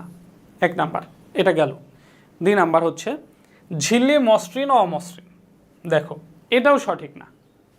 আমরা জানি যে এই যে এন্ডোপ্লাজমিক জালিকা আছে, এন্ডোপ্লাজমিক জালিকাগুলো হলো 2 ধরনের হয়। কিছু কিছু হয় হলো এন্ডোপ্লাজমিক জালিকার গায়ে রাইবোজোম দানা যদি থাকে তখন সেটা হয় হলো মসৃণ, আর যদি অমসৃণ, আর যদি রাইবোজোম দানা না থাকে তখন সেটা হচ্ছে মসৃণ এন্ডোপ্লাজমিক জালিকা। তাহলে মসৃণ অমসৃণ হয় এন্ডোপ্লাজমিক জালিকা। গোলজি বস্তু মসৃণ অমসৃণ প্রশ্ন আসে না, কারণ গোলজি বস্তুর মধ্যে রাইবোজোম দানা থাকে না। অতএব ঝিল্লি মসৃণ অমসৃণ না, উভয়ের ক্ষেত্রে বলছে, এটা উভয়ের ক্ষেত্রে মসৃণ অমসৃণ হয় না, তার মানে এটাও হবে না। এরপরে আসা হচ্ছে কোষ প্লেট তৈরি করে। এরপরে হচ্ছে দ্বিস্তরী আবরণ বিশিষ্ট। এখন ধরো আমি নিজে জানি যে কোষ প্লেট কে তৈরি করে, এটা আমি জানি, বাট আমি বলবো না, ধরো আমি জানি না। ঠিক আছে, তাহলে এই যে কোষ প্লেটটা কে তৈরি করে, যেহেতু এন্ডোপ্লাজমিক জালিকা এবং গোলজি বস্তু, আমি দুইটারই এখন কাজ দেখব যে কোষ প্লেট আসলে কে তৈরি করে, দুইটাই কি তৈরি করে বা তৈরি করে না। তাহলে হচ্ছে এটা যেহেতু আমরা গোলজি বস্তু দেখতেছি, গোলজি বস্তুর কাজ দেখব। এই যে গোলজি বস্তুর কাজ, এই যে গোলজি বস্তুর কাজ দেখো, এই যে গোলজি বস্তুর কাজ কি, এই যে গোলজি বস্তুর কাজ, কোষ বিভাজনকালে কোষ প্লেট তৈরি করে হচ্ছে কে, গোলজি বস্তু। গোলজি বস্তু কোষ বিভাজনকালে কি তৈরি করে, কোষ প্লেট তৈরি করে। তাহলে কোষ প্লেট তৈরি কাজটা মূলত গোলজি বস্তুই করে। এখন আমরা দেখব যে এন্ডোপ্লাজমিক জালিকা এই কোষ প্লেট তৈরির কাজটা করে কিনা। আসলে এই যে এন্ডোপ্লাজমিক রেটিকুলামের কাজ, এখানে যদি দেখো যে কোষ প্লেট তৈরির কোনো কাজ কিন্তু ওরকম উল্লেখ নাই, কোষ প্লেট তৈরির কোনো কাজ উল্লেখ নাই। তার মানে উভয়ের ক্ষেত্রে আমরা পাইলাম যে এই যে কোষ প্লেট তৈরির কাজটাও উভয়ে করে না, শুধু কে করে, গোলজি বস্তু এই কাজটা করে। তাহলে কোষ প্লেট তৈরি করে হচ্ছে গোলজি বস্তু, এটা কে করে, গোলজি বস্তু, গোলজি বস্তু। উভয়ের ঝিল্লি মসৃণ অমসৃণ শুধু কার, এন্ডোপ্লাজমিক জালিকার, এন্ডোপ্লাজমিক রেটিকুলামের। অন্তঃপরিবহনে অংশগ্রহণ করে এন্ডোপ্লাজমিক রেটিকুলাম। আর দ্বিস্তরী আবরণ বিশিষ্ট, যেহেতু এগুলো ঝিল্লিযুক্ত অঙ্গাণু, আর সাধারণত ঝিল্লিযুক্ত অঙ্গাণুগুলা প্রত্যেকটা ঝিল্লি দ্বিস্তর বিশিষ্ট হয়, ফসফোলিপিডের 2টা স্তর থাকে, বাইলেয়ার বলা হয়। তার মানে এন্ডোপ্লাজমিক রেটিকুলামও দ্বিস্তর বিশিষ্ট, গোলজি বস্তুও দ্বিস্তর বিশিষ্ট। তাহলে সঠিক উত্তর আমরা পেয়ে গেলাম, এই যে সঠিক উত্তর পেয়ে গেলাম। দেখো এভাবে এমসিকিউ করার সুবিধা কি, এভাবে এমসিকিউ সুবিধা হলো তুমি জানতে পারলা এন্ডোপ্লাজমিক জালিকার কাজ জানতে পারলা, এন্ডোপ্লাজমিক জালিকা মসৃণ অমসৃণ সেটাও জানতে পারলা, এবং কোষ প্লেট গোলজি বস্তু যে কোষ প্লেট তৈরি করে সেটাও জানতে পারলা। কিন্তু গাইড দেখে দেখে যদি শুধু এই উত্তরটা যদি পড়তা তাহলে অনেক জ্ঞান ছিল, অনেক এমসিকিউ ছিল তোমার অজানা থেকে যাবে। এমসিকিউ তো এমন না যেটা পড়ছো সেটা থেকে কমন পড়বে, বিষয়টা তো এমন না, এমসিকিউ মূল বই থেকে আসবে। এর জন্য বেশি বেশি এভাবে এমসিকিউগুলো সলিউশন করো, অবশ্যই ইমপ্রুভ হবে, নিজে নিজে তুমি নিজের পরিবর্তন বুঝতে পারবা। 30-এর মধ্যে কীভাবে 30টা এমসিকিউ, 25-এর মধ্যে কীভাবে 25টা এমসিকিউ কারেকশন করা যায়, এভাবে তুমি প্র্যাকটিস করলেই হবে। যদিও একটু সময় লাগবে, বাট যেটা যত বেশি সময় লাগবে সেটার ফল তত ভালো হবে। পরবর্তীতে প্রশ্নটা দেখো ভালো করে, এখানে একটা প্রশ্ন দেওয়া আছে, এটা চিত্র দেখে বোঝা যাচ্ছে এটা হচ্ছে গোলজি বস্তুর একটা চিত্র। গোলজি বস্তুর চিত্র, এই যে জাস্ট এরকম যদি থাকে, এই যে এরকম থাকবে, এরকম থাকবে। এগুলো বুঝতে হবে যে এগুলো গোলজি বস্তু দেখানো হয়েছে। উদ্দীপকের চিত্রটি কোন অঙ্গাণু? তো চিত্র দেখে, চিত্র কিন্তু একেবারে গোলজি বস্তুর মতো করেই দিতে দেয়, সহজ করে দেয়, তাহলে তুমি বুঝবা। এই জন্য এটা একটু অস্পষ্ট করে দিছে যে যাতে তোমার কষ্ট হয়। তো অঙ্গাণুটা কিসের? অঙ্গাণুটা হচ্ছে গোলজি বস্তুর। তার মানে এটা এন্ডোপ্লাজমিক জালিকা না, এটা লাইসোজোমও না, এটা সেন্ট্রিওলও না। কেন? এন্ডোপ্লাজমিক জালিকা হচ্ছে যেরকম, এন্ডোপ্লাজমিক জালিকা এরকম, এই যে এরকম। আর গোলজি বস্তু হলো এই যে মাথাটা একটু গোলাকার হবে, ঠিক আছে? লাইসোজোম তো এই যে এরকম, ভিতরে ভিতরে বিভিন্ন ইয়া থাকে। লাইসোজোম হচ্ছে যেরকম লাইসোজোম। সেন্ট্রিওল তো আমরা জানি যে সেন্ট্রিওল হচ্ছে এই যে এরকম, দুইটা ইয়া থাকে, এই যে সেন্ট্রিওল হচ্ছে এরকম, রাইট? ওকে, পরবর্তী কোশ্চেনে যাচ্ছে যে এই যে গোলজি বস্তু, ওকে, যে উদ্দীপকে দেখানো অঙ্গাণুটি, তার মানে উদ্দীপক হচ্ছে গোলজি বস্তু দেখানো হয়েছে, এটা আমরা আগে বের করলাম। যে এই দেখানো অঙ্গাণুটা কি করে? কোষ প্লেট তৈরি করে। একটু আগেই দেখলাম গোলজি বস্তুর কাজ, এই যে যে যে যে এখনই দেখলাম গোলজি বস্তুর কাজ দেখলাম। গোলজি বস্তু কি করতেছে? কোষ প্লেট তৈরি করতেছে। এই দেখছো কমন পড়ে গেছে, কোষ বিভাজনকালে কোষ প্লেট তৈরি করে। তার মানে গোলজি বস্তু কোষ প্লেট তৈরি করে, এটা সঠিক, এটা সঠিক। ফ্যাগোসাইটোসিস আর হচ্ছে অ্যাক্রোজোম সৃষ্টি করে। শোনো, শুক্রাণু তৈরিতে সাহায্য করে গোলজি বস্তু, শুক্রাণুর মধ্যে অ্যাক্রোজোম তৈরি করে, এটাও সঠিক। ফ্যাগোসাইটোসিস এটা সঠিক না। ফ্যাগোসাইটোসিস প্রক্রিয়া অংশগ্রহণ করে কি? ওই লাইসোজোম যেটা, এটা গোলজি বস্তু ফ্যাগোসাইটোসিস না। তার মানে সঠিক হতে 1 এবং 3, কোষ প্লেট তৈরি করে। 1 এবং 3 কোথায় আছে? 1 এবং 3 যেখানে, এটা সঠিক। ফ্যাগোসাইটোসিস প্রক্রিয়া অংশগ্রহণ করে হচ্ছে লাইসোজোম, জীবাণু ধ্বংস করে, ঠিক আছে? তাহলে এটাও হয়ে গেল, এটাও আমরা পাইলাম। দেখো এগুলো কিন্তু বোর্ডের কোশ্চেন, ঠিক আছে? আচ্ছা, এরপর হচ্ছে দুইটা অঙ্গাণুর কথা এখানে বলা আছে। একটা হচ্ছে ফ্লেমিং, 1882 সালে কোষীয় অঙ্গাণু এ প্রত্যক্ষ করেন, ফিলা নামকরণ করেন। আর একটা হচ্ছে শিম্পার, 1883 সালে কোষীয় অঙ্গাণু বি সর্বপ্রথম লক্ষ্য করেন এবং নামকরণ করেন। তাহলে এই যে ফিলা নামকরণ করা হয়েছিল, এটা ছিল কি? মাইটোকন্ড্রিয়া। আর হচ্ছে এই শিম্পার যেটা আবিষ্কার করছে, এটার নাম ছিল কি? প্লাস্টিড। প্লাস্টিড। তাহলে এ হচ্ছে মাইটোকন্ড্রিয়া, এ হচ্ছে কি? মাইটোকন্ড্রিয়া, আর বি হচ্ছে প্লাস্টিড। প্লাস্টিড। তা আমরা আরেকটা কথা বলে রাখি, এই যে গুরুত্বপূর্ণ অঙ্গাণুগুলা, এটা আমরা সিকিউ সলভিং ক্লাসের মধ্যে বলছি। বিশেষ করে মাইটোকন্ড্রিয়া, প্লাস্টিড, কোষপ্রাচীর, রাইবোজোম, লাইসোজোম, গোলজি বস্তু, তারপর ডিএনএ ট্রান্সক্রিপশন, ট্রান্সলেশন, এই প্রক্রিয়াগুলা, প্লাজমা মেমব্রেন, এই যে কয়েকটা নাম বললাম, এগুলা কে কখন কোনটা আবিষ্কার করছে এগুলো একটু মনে রাখতে হবে। কারণ আমি যদি এটা উদ্দীপক কে কোনটা আবিষ্কার করছে এটা দেখেই আমরা একটা বুঝতে হবে কোনটা মাইটোকন্ড্রিয়া, কোনটা প্লাস্টিড। এটা ভুল করলে কিন্তু এমসিকিউ ভুল হয়ে যাবে। আচ্ছা, প্রশ্ন হলো উদ্দীপকের প্রথম অঙ্গাণুটি কি? প্রথম অঙ্গাণুটা, তার প্রথম অঙ্গাণুটা হচ্ছে কি? মাইটোকন্ড্রিয়া। এটা তো আমরা বলেই দিলাম যে প্রথম অঙ্গাণুটা হচ্ছে মাইটোকন্ড্রিয়া। আচ্ছা, পরবর্তী কোশ্চেনে যাচ্ছি যে অঙ্গাণু দুইটা ক্ষেত্রে, মানে প্লাস্টিড এবং মাইটোকন্ড্রিয়া উভয়ের ক্ষেত্রে দ্বিস্তরী ঝিল্লি দ্বারা বেষ্টিত। এটা সঠিক, কারণ হচ্ছে আমরা জানি যে সাইটোপ্লাজমের মধ্যে যতগুলো অঙ্গাণু আছে প্রত্যেকটা অঙ্গাণুই হচ্ছে দ্বিস্তরী আবরণ দ্বারা আবৃত। ফসফোলিপিড, লিপিড এবং প্রোটিনের তৈরি।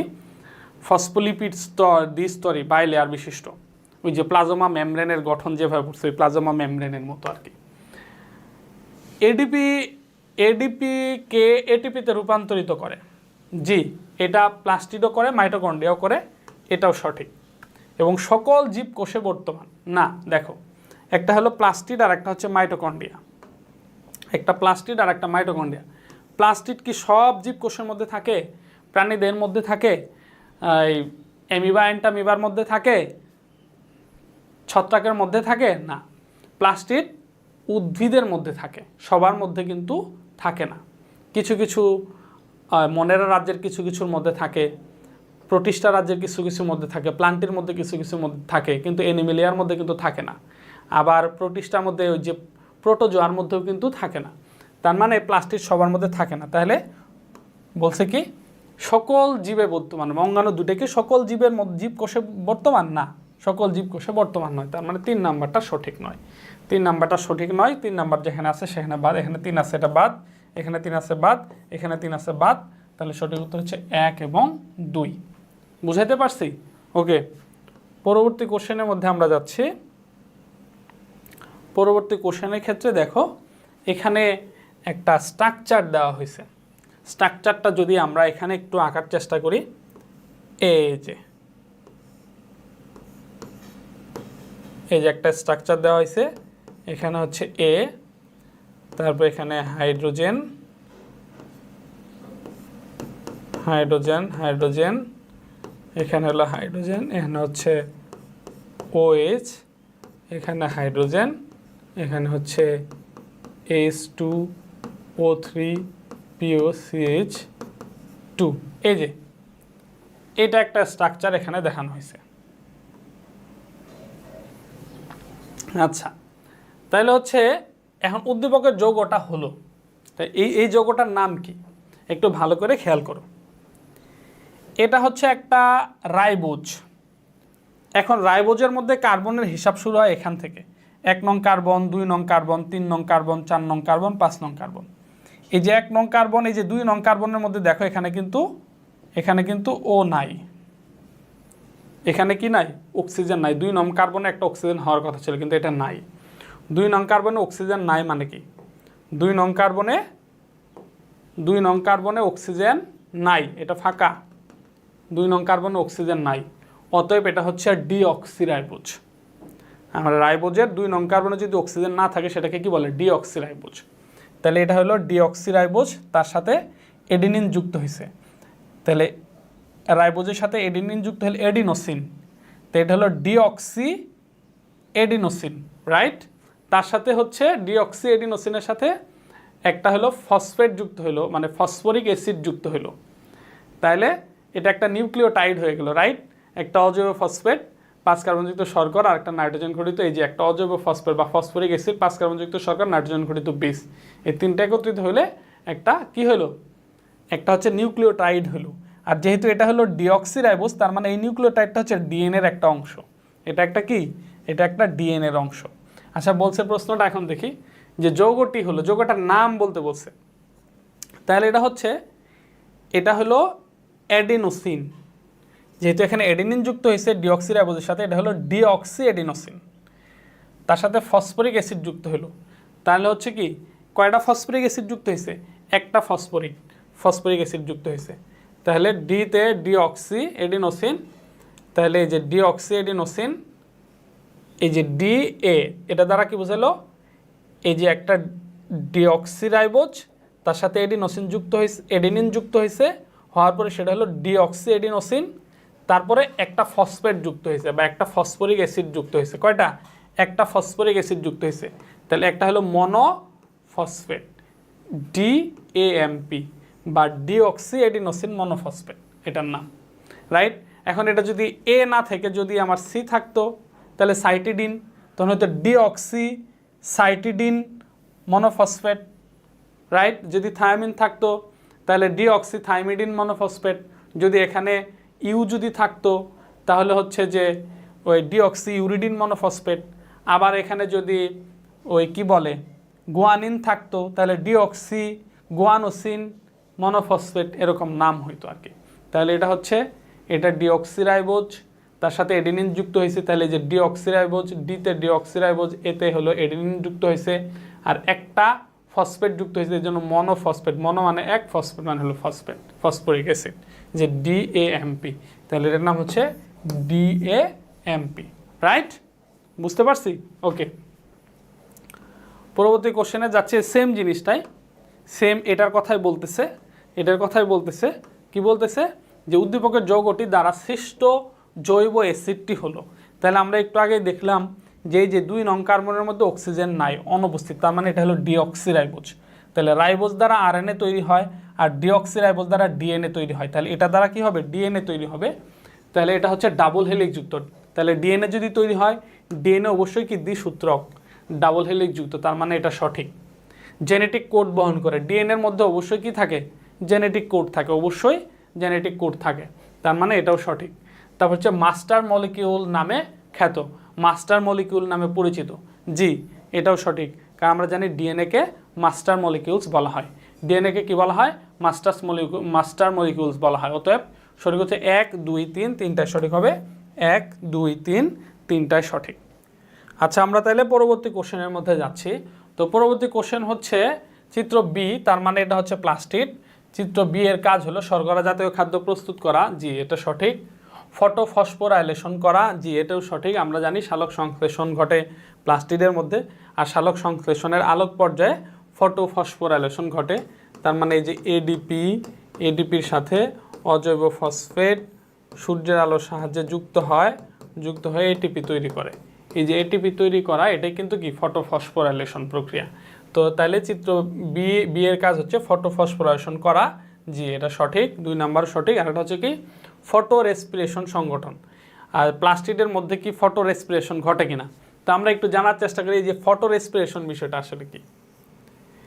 তো সালোক সংশ্লেষণ প্রক্রিয়া প্লাস্টিডের মধ্যে হয়। তো প্লাস্টিডের মধ্যে সবসময় কি হয়, এই যে পানি প্লাস কার্বন ডাইঅক্সাইড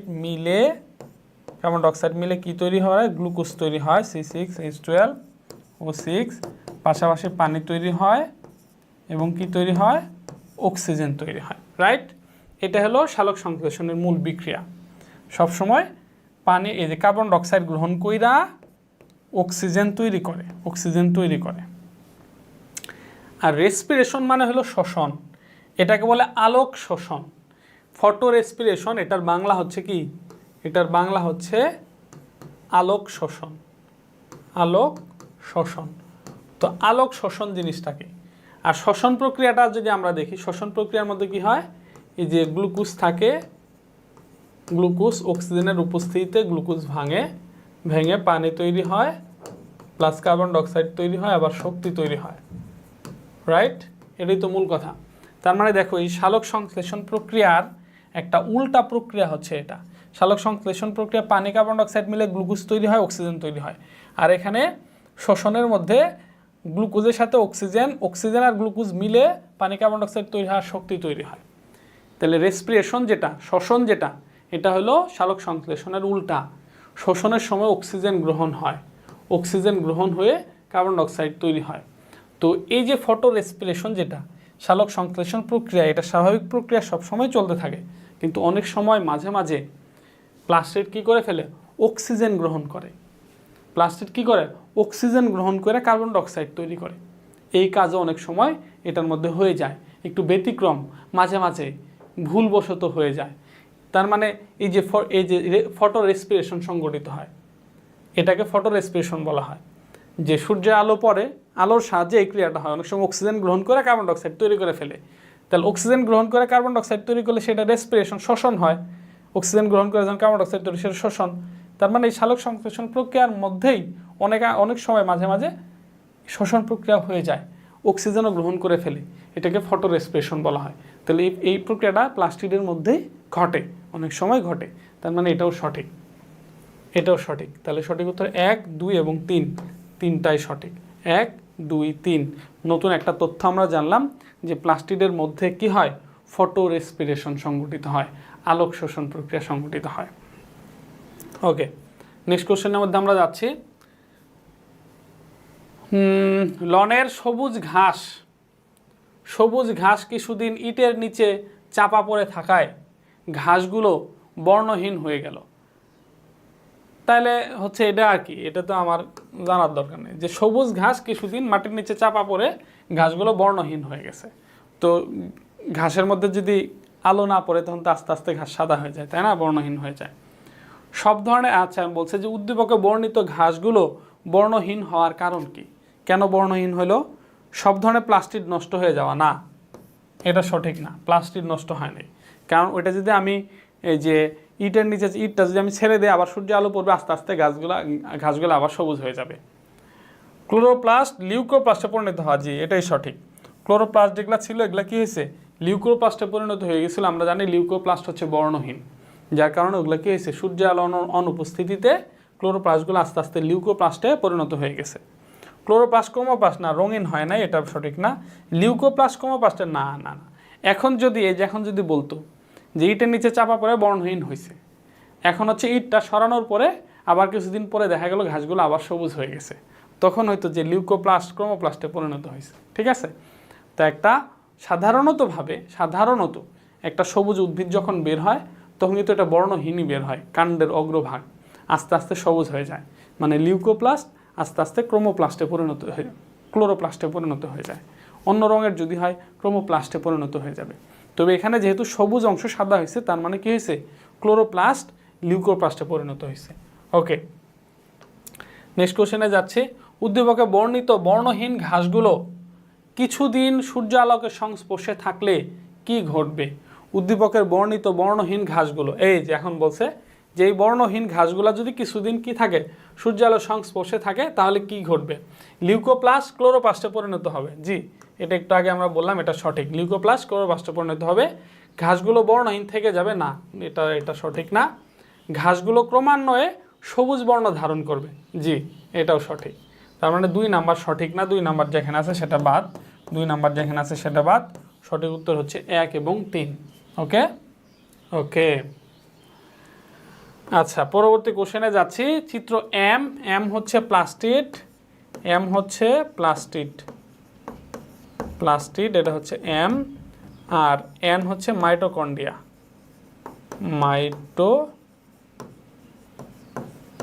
এটা হচ্ছে এন, রাইট। ওকে, এম চিত্রকে বলা হয় কোষের এম চিত্র। প্লাস্টিডকে বলা হয় কি বলা হয়? কোষের প্লাস্টিডকে রান্নাঘর বলা হয়। সঠিক উত্তর হচ্ছে কোষের রান্নাঘর বলা হয়। কোষের ট্রাফিক পুলিশ বলা হয় গোলজি বস্তুকে কোষের ট্রাফিক পুলিশ বলা হয়। কোষের মস্তিষ্ক বলা হয় নিউক্লিয়াসকে কোষের মস্তিষ্ক বলা হয়। কোষের শক্তি ঘর বলা হয় হচ্ছে মাইটোকন্ড্রিয়াকে কোষের শক্তি ঘর বলা হয়। তাহলে কোষের রান্নাঘর বলা হয় কাকে? প্লাস্টিডকে। চিত্র এমকে কোষের রান্নাঘর বলা হয়। ওকে, চিত্র এম প্লাস্টিড, চিত্র এন হচ্ছে মাইটোকন্ড্রিয়া। চিত্র এন চিত্রের ক্ষেত্রে কোনটি প্রযোজ্য? মাইটোকন্ড্রিয়ার ক্ষেত্রে কোনটি প্রযোজ্য? এর বহিগঠন রক্ষণাত্মক এবং অন্তগঠন কর্মধায়ক। ওরে বাবা, কঠিন লাইন, সাহিত্যিক ভাষায় লিখছে, রাইট? এটা সঠিক, ব্যাখ্যা পরবর্তী দিতেছি। এর সূক্ষ্ম ওজনের 90% প্রোটিন থাকে, এর মধ্যে প্রায় 100 প্রকারের এনজাইম ও কো এনজাইম থাকে। তাহলে এখানে কি বলে এখানে? আচ্ছা দেখো, এটার একটু ব্যাখ্যা দিই। এই যে বহির্গঠন রক্ষণাত্মক এবং অন্তগঠন কর্মধায়ক মানে কি? আমরা জানি মাইটোকন্ড্রিয়ার ক্ষেত্রে, এই যে মাইটোকন্ড্রিয়ার ক্ষেত্রে আমরা যদি চিত্রটা আঁকি, তো এই যে মাইটোকন্ড্রিয়ার চিত্র তো এরকম। এই যে মাইটোকন্ড্রিয়ার 2টা স্তর বিশিষ্ট হয়। এটা হলো বহিস্তর, এই যেটা হলো বহিগঠন, আর এটা হলো অন্তঃস্তর, রাইট? অন্তগঠন। তাহলে এই যে বহিগঠন যেটা, বহিস্তর যেটা, এটা কোষটাকে, মাইটোকন্ড্রিয়াকে চারপাশের আঘাত থেকে বা পরিবেশের বিরূপ পরিস্থিতি থেকে এটাকে রক্ষা করে। তার মানে বহিগঠন হলো রক্ষণাত্মক, এটা সঠিক। 2 নাম্বার হচ্ছে অন্তগঠন হলো কর্মধায়ক। এই যে অন্তগঠন আছে, এখানে কি হয়? এখানে কিন্তু এই যে সেন্ট্রোজোম থাকে, এখানে অক্সিজোম থাকে, রাইট? অক্সিজোমের মধ্যে কি তৈরি হয়? শক্তি তৈরি হয়। এটিপি সিনথেসিস যেটা, এটা সংঘটিত হয়, শক্তি তৈরি হয়। তার মানে এটা হলো কর্মধায়ক মানে যেটা শক্তি তৈরি করে। তাহলে বাইরে যেটা, এটা বাইরের স্তরটা পরিবেশ থেকে রক্ষা করে, ভিতরের স্তরটা হচ্ছে শক্তি তৈরি করে। তার মানে এটা সঠিক। এবং মাইটোকন্ড্রিয়ার মধ্যে 100 প্রকারের এনজাইম ও কো এনজাইম আছে, এটাও সঠিক। এখন মাইটোকন্ড্রিয়ার শুষ্ক ওজনের 90% প্রোটিন থাকে, এটা সঠিক না ভুল? এটা আমার জানা নাই, এটা আমি জানি না। এখন আমি কি করব? এটা আমি বই বের করব। আমি বই বের করে মাইটোকন্ড্রিয়া বের করে আমি এখানে দেখব। চলো আমরা বই বের করে আমরা মাইটোকন্ড্রিয়ার মধ্যে যাই। বই বের করে আমরা কি করব? মাইটোকন্ড্রিয়ার মধ্যে যাব। এই যে মাইটোকন্ড্রিয়া, এখন মাইটোকন্ড্রিয়ার মধ্যে কত পার্সেন্ট রাসায়নিক উপাদান দেখব? এই যে মাইটোকন্ড্রিয়ার শুষ্ক ওজনের 65% প্রোটিন থাকে। এই যে মাইটোকন্ড্রিয়ার শুষ্ক ওজনের 65% প্রোটিন থাকে। কত পার্সেন্ট প্রোটিন থাকে? 65%। তা আমার এখানে অপশন কি আছে? আমার এখানে অপশন আছে হলো 90% প্রোটিন আছে। তার মানে এটা ভুল, 2 নাম্বার হবে না, এটা ভুল। তাহলে অপশন 2 যেখানে আছে এটা বাদ, 2 যেখানে আছে বাদ, 2 যেখানে আছে বাদ। তার সঠিক উত্তর হচ্ছে 1 এবং 3, মানে বহির্গঠন রক্ষণাত্মক এবং অন্তর্গঠন হচ্ছে কর্মধায়ক, আর এর মধ্যে 100 প্রকারের এনজাইম এবং কোএনজাইম আছে। এই যে 100 প্রকারের এনজাইম কোএনজাইম আছে, এই তথ্যটা আছে কিনা? আচ্ছা, এই তথ্যটা আছে কিনা সেটা আমরা দেখি। যে এই যে দেখো, এই যে মাইটোকন্ড্রিয়াতে প্রায় এই যে 100 প্রকারের এনজাইম ও কোএনজাইম আছে। দেখছো, তুমি প্রশ্ন যেভাবেই করুক তুমি বইয়ের ভিতরে সবগুলা তথ্য পাবা। এটা হচ্ছে বায়োলজির এমসিকিউ এর একটা পদ্ধতি, যেটা বই থেকে হুবহু কমন পড়বে, বইয়ে নাই এমন কোনো কিছু আসবে না। এই জন্য কী বলছিলাম, যত পারো বেশি বেশি বই রিডিং পড়বা। যে যত বেশি রিডিং পড়তে পারবে সে এমসিকিউতে তত ভালো করবে। ঠিক আছে? আচ্ছা, আমরা হচ্ছে পরবর্তী কোশ্চেনের মধ্যে যাচ্ছি। তা আমাদের পরবর্তী কোশ্চেনটা হচ্ছে কি, মাইটোকন্ড্রিয়া এ চিহ্নিত অংশটি। তা মাইটোকন্ড্রিয়ার ভিতরে এ চিহ্নিত অংশ করে দিছে। মাইটোকন্ড্রিয়ার এই যে মাইটোকন্ড্রিয়া আছে, মাইটোকন্ড্রিয়ার চিত্র আর্ট করে দিছে। এখন বলছে এই যে একটা ভাঁজ, এ চিহ্নিত অংশ, ভাঁজ, একটা ভাঁজকে ইন্ডিকেট করে দিছে। এ চিহ্নিত অংশটি কি? তো মাইটোকন্ড্রিয়ার অন্তঃস্তরের যে ভাঁজ, এটাকে কি বলা হয়? ক্রিস্টি বলা হয়। মাইটোকন্ড্রিয়ার অন্তঃস্তরের ভাঁজকে কি বলা হয়? ক্রিস্টি বলা হয়। আচ্ছা, তো উদ্দীপকের অঙ্গাণুটি মানে মাইটোকন্ড্রিয়ার ক্ষেত্রে মাইটোকন্ড্রিয়াকে কি বলা হয়? কোষের শক্তিঘর হিসেবে পরিচিত, এটা সঠিক। মাইটোকন্ড্রিয়াকে কোষের পাওয়ার হাউস বলা হয়, শক্তিঘর বলা হয়, এটা সঠিক। ক্যালসিয়াম আয়ন, তারপরে হচ্ছে আয়ন, ম্যাঙ্গানিজ আয়ন সঞ্চিত রাখে, এটাও সঠিক। সকল জীবকোষে ব্যাকটেরিয়ার মধ্যে কি মাইটোকন্ড্রিয়া আছে? নাই, ব্যাকটেরিয়ার মধ্যে মাইটোকন্ড্রিয়া নাই, তার মানে এটা সঠিক হবে না, 3 নাম্বারটা সঠিক হবে না। এখন আমরা এই যে আয়নের কথা যেটা দেখলাম, এটা আমরা দেখি যে কি কি আয়ন মাইটোকন্ড্রিয়ার মধ্যে আছে। রাইট? এই যে দেখো, এই যে মাইটোকন্ড্রিয়ার কাজের মধ্যে এই যে দেখো, এই যে কাজ, বিভিন্ন ধরনের ক্যাটায়ন, যেমন হচ্ছে এই যে ক্যালসিয়াম আয়ন, এই যে আয়রন আয়ন, ম্যাঙ্গানিজ আয়ন ইত্যাদি সঞ্চিত রাখে। এটা হলো কি মাইটোকন্ড্রিয়ার কাজ। তাহলে আমাকে প্রশ্ন কি বলছে? এই যে প্রশ্ন, ক্যালসিয়াম আয়রন, ম্যাঙ্গানিজ আয়ন সঞ্চিত রাখে, তার মানে এটা সঠিক। আর সকল জীব কোষে থাকে না, কারণ ব্যাকটেরিয়ার মধ্যে মাইটোকন্ড্রিয়া থাকে না, তার মানে হচ্ছে ব্যাকটেরিয়াও তো একটা জীব। রাইট?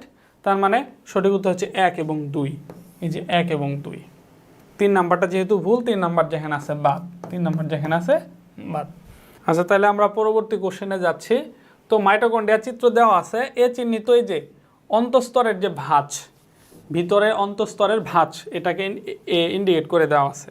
এই যে একটা চিত্র দেওয়া আছে, এই যে অন্তঃস্তরের মধ্যে, মাইটোকন্ড্রিয়ার মধ্যে এই যে অন্তঃস্তরের যে ভাঁজ, এটাকে এ ইন্ডিকেট করে দেওয়া আছে। তাহলে অন্তঃস্তরের মধ্যে যে ভাঁজ থাকে, এ চিহ্নিত অংশ, এটা হলো ভাঁজগুলাকে কি বলা হয়? ভাঁজগুলাকে ক্রিস্টি বলা হয়। মাইটোকন্ড্রিয়ার অন্তঃস্তরের ভাঁজকে ক্রিস্টি বলা হয়। ওকে, পরবর্তীতে বলছে উপরে অঙ্গাণুটার ক্ষেত্রে মানে মাইটোকন্ড্রিয়ার ক্ষেত্রে প্রযোজ্য কেফ চক্র সংগঠিত হয় জি সবাত শোষণের টোটাল 4টা ধাপ: গ্লাইকোলাইসিস, এসিটাইল কোয়ে, ক্র্যাব চক্র, ইলেকট্রন প্রবাহতন্ত্র। এই গ্লাইকোলাইসিস ছাড়া আর বাকি যে চক্রগুলো আছে, বিশেষ করে এসিটাইল কোয়ে, ক্র্যাব চক্র, ইলেকট্রন প্রবাহতন্ত্র, এই সবগুলো মাইটোকন্ড্রিয়ার মধ্যে সংগঠিত হয়। ক্র্যাব চক্র মাইটোকন্ড্রিয়ার মধ্যে সংগঠিত হয়, এটা সঠিক। ইহাতে খাদ্য তৈরি হয় না, এটা ভুল। মাইটোকন্ড্রিয়ার মধ্যে খাদ্য তৈরি হয় না, 2 নাম্বারটা ভুল। অতএব 2 নাম্বার যেখানে আছে সেখানে বাদ, সেটা বাদ। তাহলে সঠিক উত্তর 1 এবং 3 অটোমেটিক পেয়ে গেছি। ইহাতে ইলেকট্রন ট্রান্সপোর্ট সিস্টেম সংগঠিত হয় জি, ইলেকট্রন প্রবাহতন্ত্র বা ইলেকট্রন ট্রান্সপোর্ট সিস্টেম সংগঠিত হয়। তো সঠিক উত্তর হচ্ছে 1 এবং 3। আচ্ছা, পরবর্তী কোশ্চেন, এই যে মাইটোকন্ড্রিয়া রিলেটেডই, এ চিহ্নিত অংশটির নাম কি? তো মাইটোকন্ড্রিয়ার মাঝখানের যে অংশ, মাইটোকন্ড্রিয়ার মাঝখানের অংশটার নাম কি? মাইটোকন্ড্রিয়ার মাঝখানের যে অংশ সেটাকে কি বলা হয়? ম্যাট্রিক্স বলা হয়। মাইটোকন্ড্রিয়ার ভিতরের অংশকে কি বলা হয়? ম্যাট্রিক্স বলা হয়। আচ্ছা, উদ্দীপকের অঙ্গাণুটি শক্তি উৎপাদন করে। মাইটোকন্ড্রিয়ার চিত্র দেখানো হয়েছে, মাইটোকন্ড্রিয়া। তো মাইটোকন্ড্রিয়া কি করে? শক্তি উৎপাদন করে, এটা সঠিক। লাইসোজোম তৈরি করে, কোএনজাইম ধারণ করে, এটাও সঠিক। কিন্তু মাইটোকন্ড্রিয়া লাইসোজোম তৈরি করে কিনা? না, এটা আসলে সঠিক না। মাইটোকন্ড্রিয়া কি করে না? লাইসোজোম তৈরি করে না। লাইসোজোম মাইটোকন্ড্রিয়া তৈরি করে না। তাহলে সঠিক উত্তর হচ্ছে 1 এবং 3। 1 এবং 3 হচ্ছে সঠিক উত্তর। ওকে, পরবর্তী কোশ্চেনের মধ্যে যাচ্ছি। দেখো, একটা ক্রোমোজোম দেওয়া আছে। তো ক্রোমোজোমের আকৃতিটা হচ্ছে, না এটার চাইতে আরেকটু বড় করে, ক্রোমোজোমটা হচ্ছে এই যে এরকম। তাহলে আমরা জানি ক্রোমোজোম হচ্ছে মেটাসেন্ট্রিক, সাবমেটাসেন্ট্রিক, অ্যাক্রোসেন্ট্রিক, টেলোসেন্ট্রিক বিভিন্ন আকৃতির হয়। তো এখানে সেন্ট্রোমিয়ারটা যদি একবারে মাঝখানে থাকে, মানে এটা যদি এই যে এরকম যদি হইতো তাহলে সেটা হয়তো মেটাসেন্ট্রিক, ক্রোমোজোমটা একেবারে মাঝখানে যদি থাকতো। কিন্তু এটা একেবারে মাঝখানে না থেকে একটু সাইড বরাবর আসছে, তার মানে এটা হচ্ছে কি, এই ক্রোমোজোমটা হচ্ছে সাবমেটাসেন্ট্রিক। এই যেটা হচ্ছে কি সাবমেটাসেন্ট্রিক। আবার যদি ক্রোমোজোমটা যদি এমন থাকতো, ক্রোমোজোমটা যদি এই যেরকম থাকতো, তখন সেটা কি হতো, এটা হতো ওই যে অ্যাক্রোসেন্ট্রিক। আর এই যে সেন্ট্রোমিয়ার যদি একেবারে শেষের দিকে থাকতো, তখন সেটা হতো কি টেলোসেন্ট্রিক। তো এগুলো কিন্তু আমরা বেসিক ক্লাসের মধ্যে খুবই গুরুত্ব দিয়ে পড়াইছি, যেগুলো এমসিকিউর জন্য খুব ইম্পর্টেন্ট। আচ্ছা, মাইটোসিস কোষ বিভাজনে কোন পর্যায়ে এই আকারটা, এই যে সাবমেটাসেন্ট্রিক, মেটাসেন্ট্রিক, অ্যাক্রোসেন্ট্রিক, এটা কোন পর্যায়ে দেখা যায়? আমরা যখন অ্যানাফেজ ধাপ পড়ছি, বা আমরা যে আমাদের যখন দ্বিতীয় অধ্যায় পড়ব কোষ বিভাজন, সেখানে কিন্তু অ্যানাফেজ ধাপ আমরা পাবো। ওই অ্যানাফেজ ধাপের 9-10 এটা আমরা পড়ছিলাম যে অ্যানাফেজ ধাপের মধ্যে ক্রোমোজোমগুলো যখন বিষুবীয় অঞ্চল থেকে মেরুর দিকে যখন যায়, তখন এরা হচ্ছে বিভিন্ন আকৃতি, মেটাসেন্ট্রিক, সাবমেটাসেন্ট্রিক, অ্যাক্রোসেন্ট্রিক, টেলোসেন্ট্রিক বিভিন্ন আকৃতি ধারণ করে। তাহলে হচ্ছে এটা হলো এই যে অ্যানাফেজ ধাপের মধ্যে এটা সংঘটিত হয়। তাহলে এই যে মেটাসেন্ট্রিক, সাবমেটাসেন্ট্রিক, টেলোসেন্ট্রিক, অ্যাক্রোসেন্ট্রিক এগুলো দেখা যাবে কোন ধাপের মধ্যে? মাইটোসিস বিভাজনের অ্যানাফেজ ধাপের মধ্যে। আচ্ছা, মাইটোকন্ড্রিয়া আছে উপরের চিত্রে প্রদর্শিত অঙ্গাণুটির কাজ। মাইটোকন্ড্রিয়ার কাজ কি? মাইটোকন্ড্রিয়ার কাজ হচ্ছে অক্সিডেটিভ ফসফোরাইলেশন।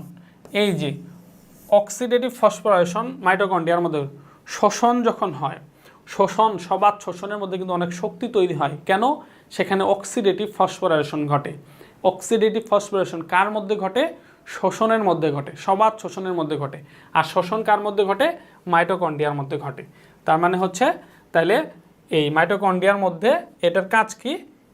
চিত্রে প্রদর্শিত অঙ্গাণুটির কাজ কি? অক্সিডেটিভ ফসফোরাইলেশনে অংশগ্রহণ করে। ওকে, পরবর্তীতে হচ্ছে প্রকৃত ক্রোমোজোমের স্থায়ী উপাদান কোনটি?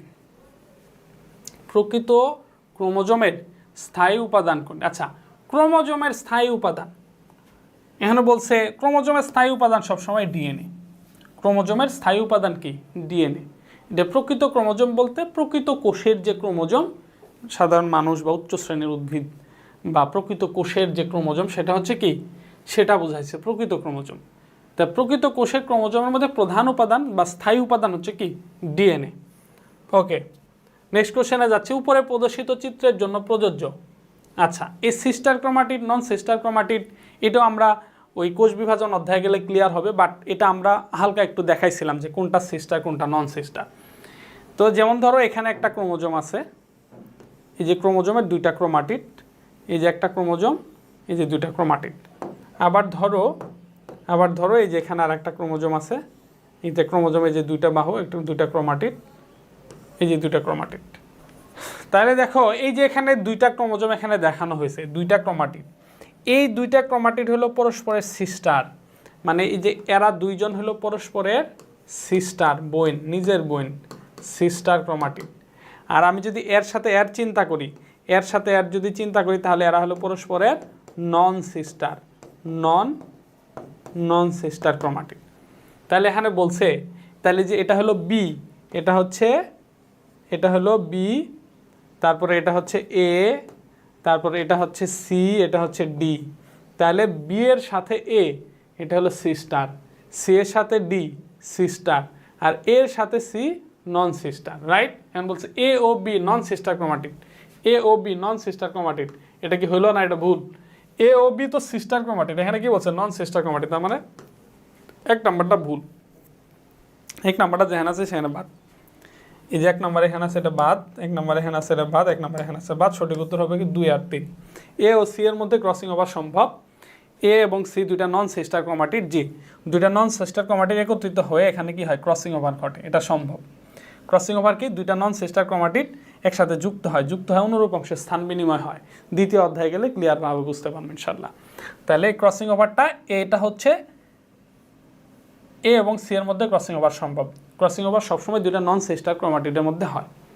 সিওডি সিস্টার ক্রোমাটিড, এই যে সি এবং ডি পরস্পরের সিস্টার, এটা দুইজন পরস্পর একই ক্রোমোজোমের দুইটা ক্রোমাটিড পরস্পরের সিস্টার, তার মানে এটাও সঠিক এটাও সঠিক। সঠিক উত্তর হচ্ছে 2 এবং 3। আচ্ছা, নেক্সট কোশ্চেনের মধ্যে যাচ্ছি। এখানে একটা ডিএনএ দেখানো হয়েছে, ভালো করে দেখো।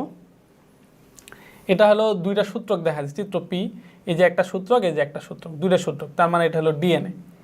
চিত্র কিউ, আবার এখানেও দুইটা সূত্রক দেখানো হয়েছে। তো চিত্র কিউ আর চিত্র পি এর মধ্যে পার্থক্যটা কি?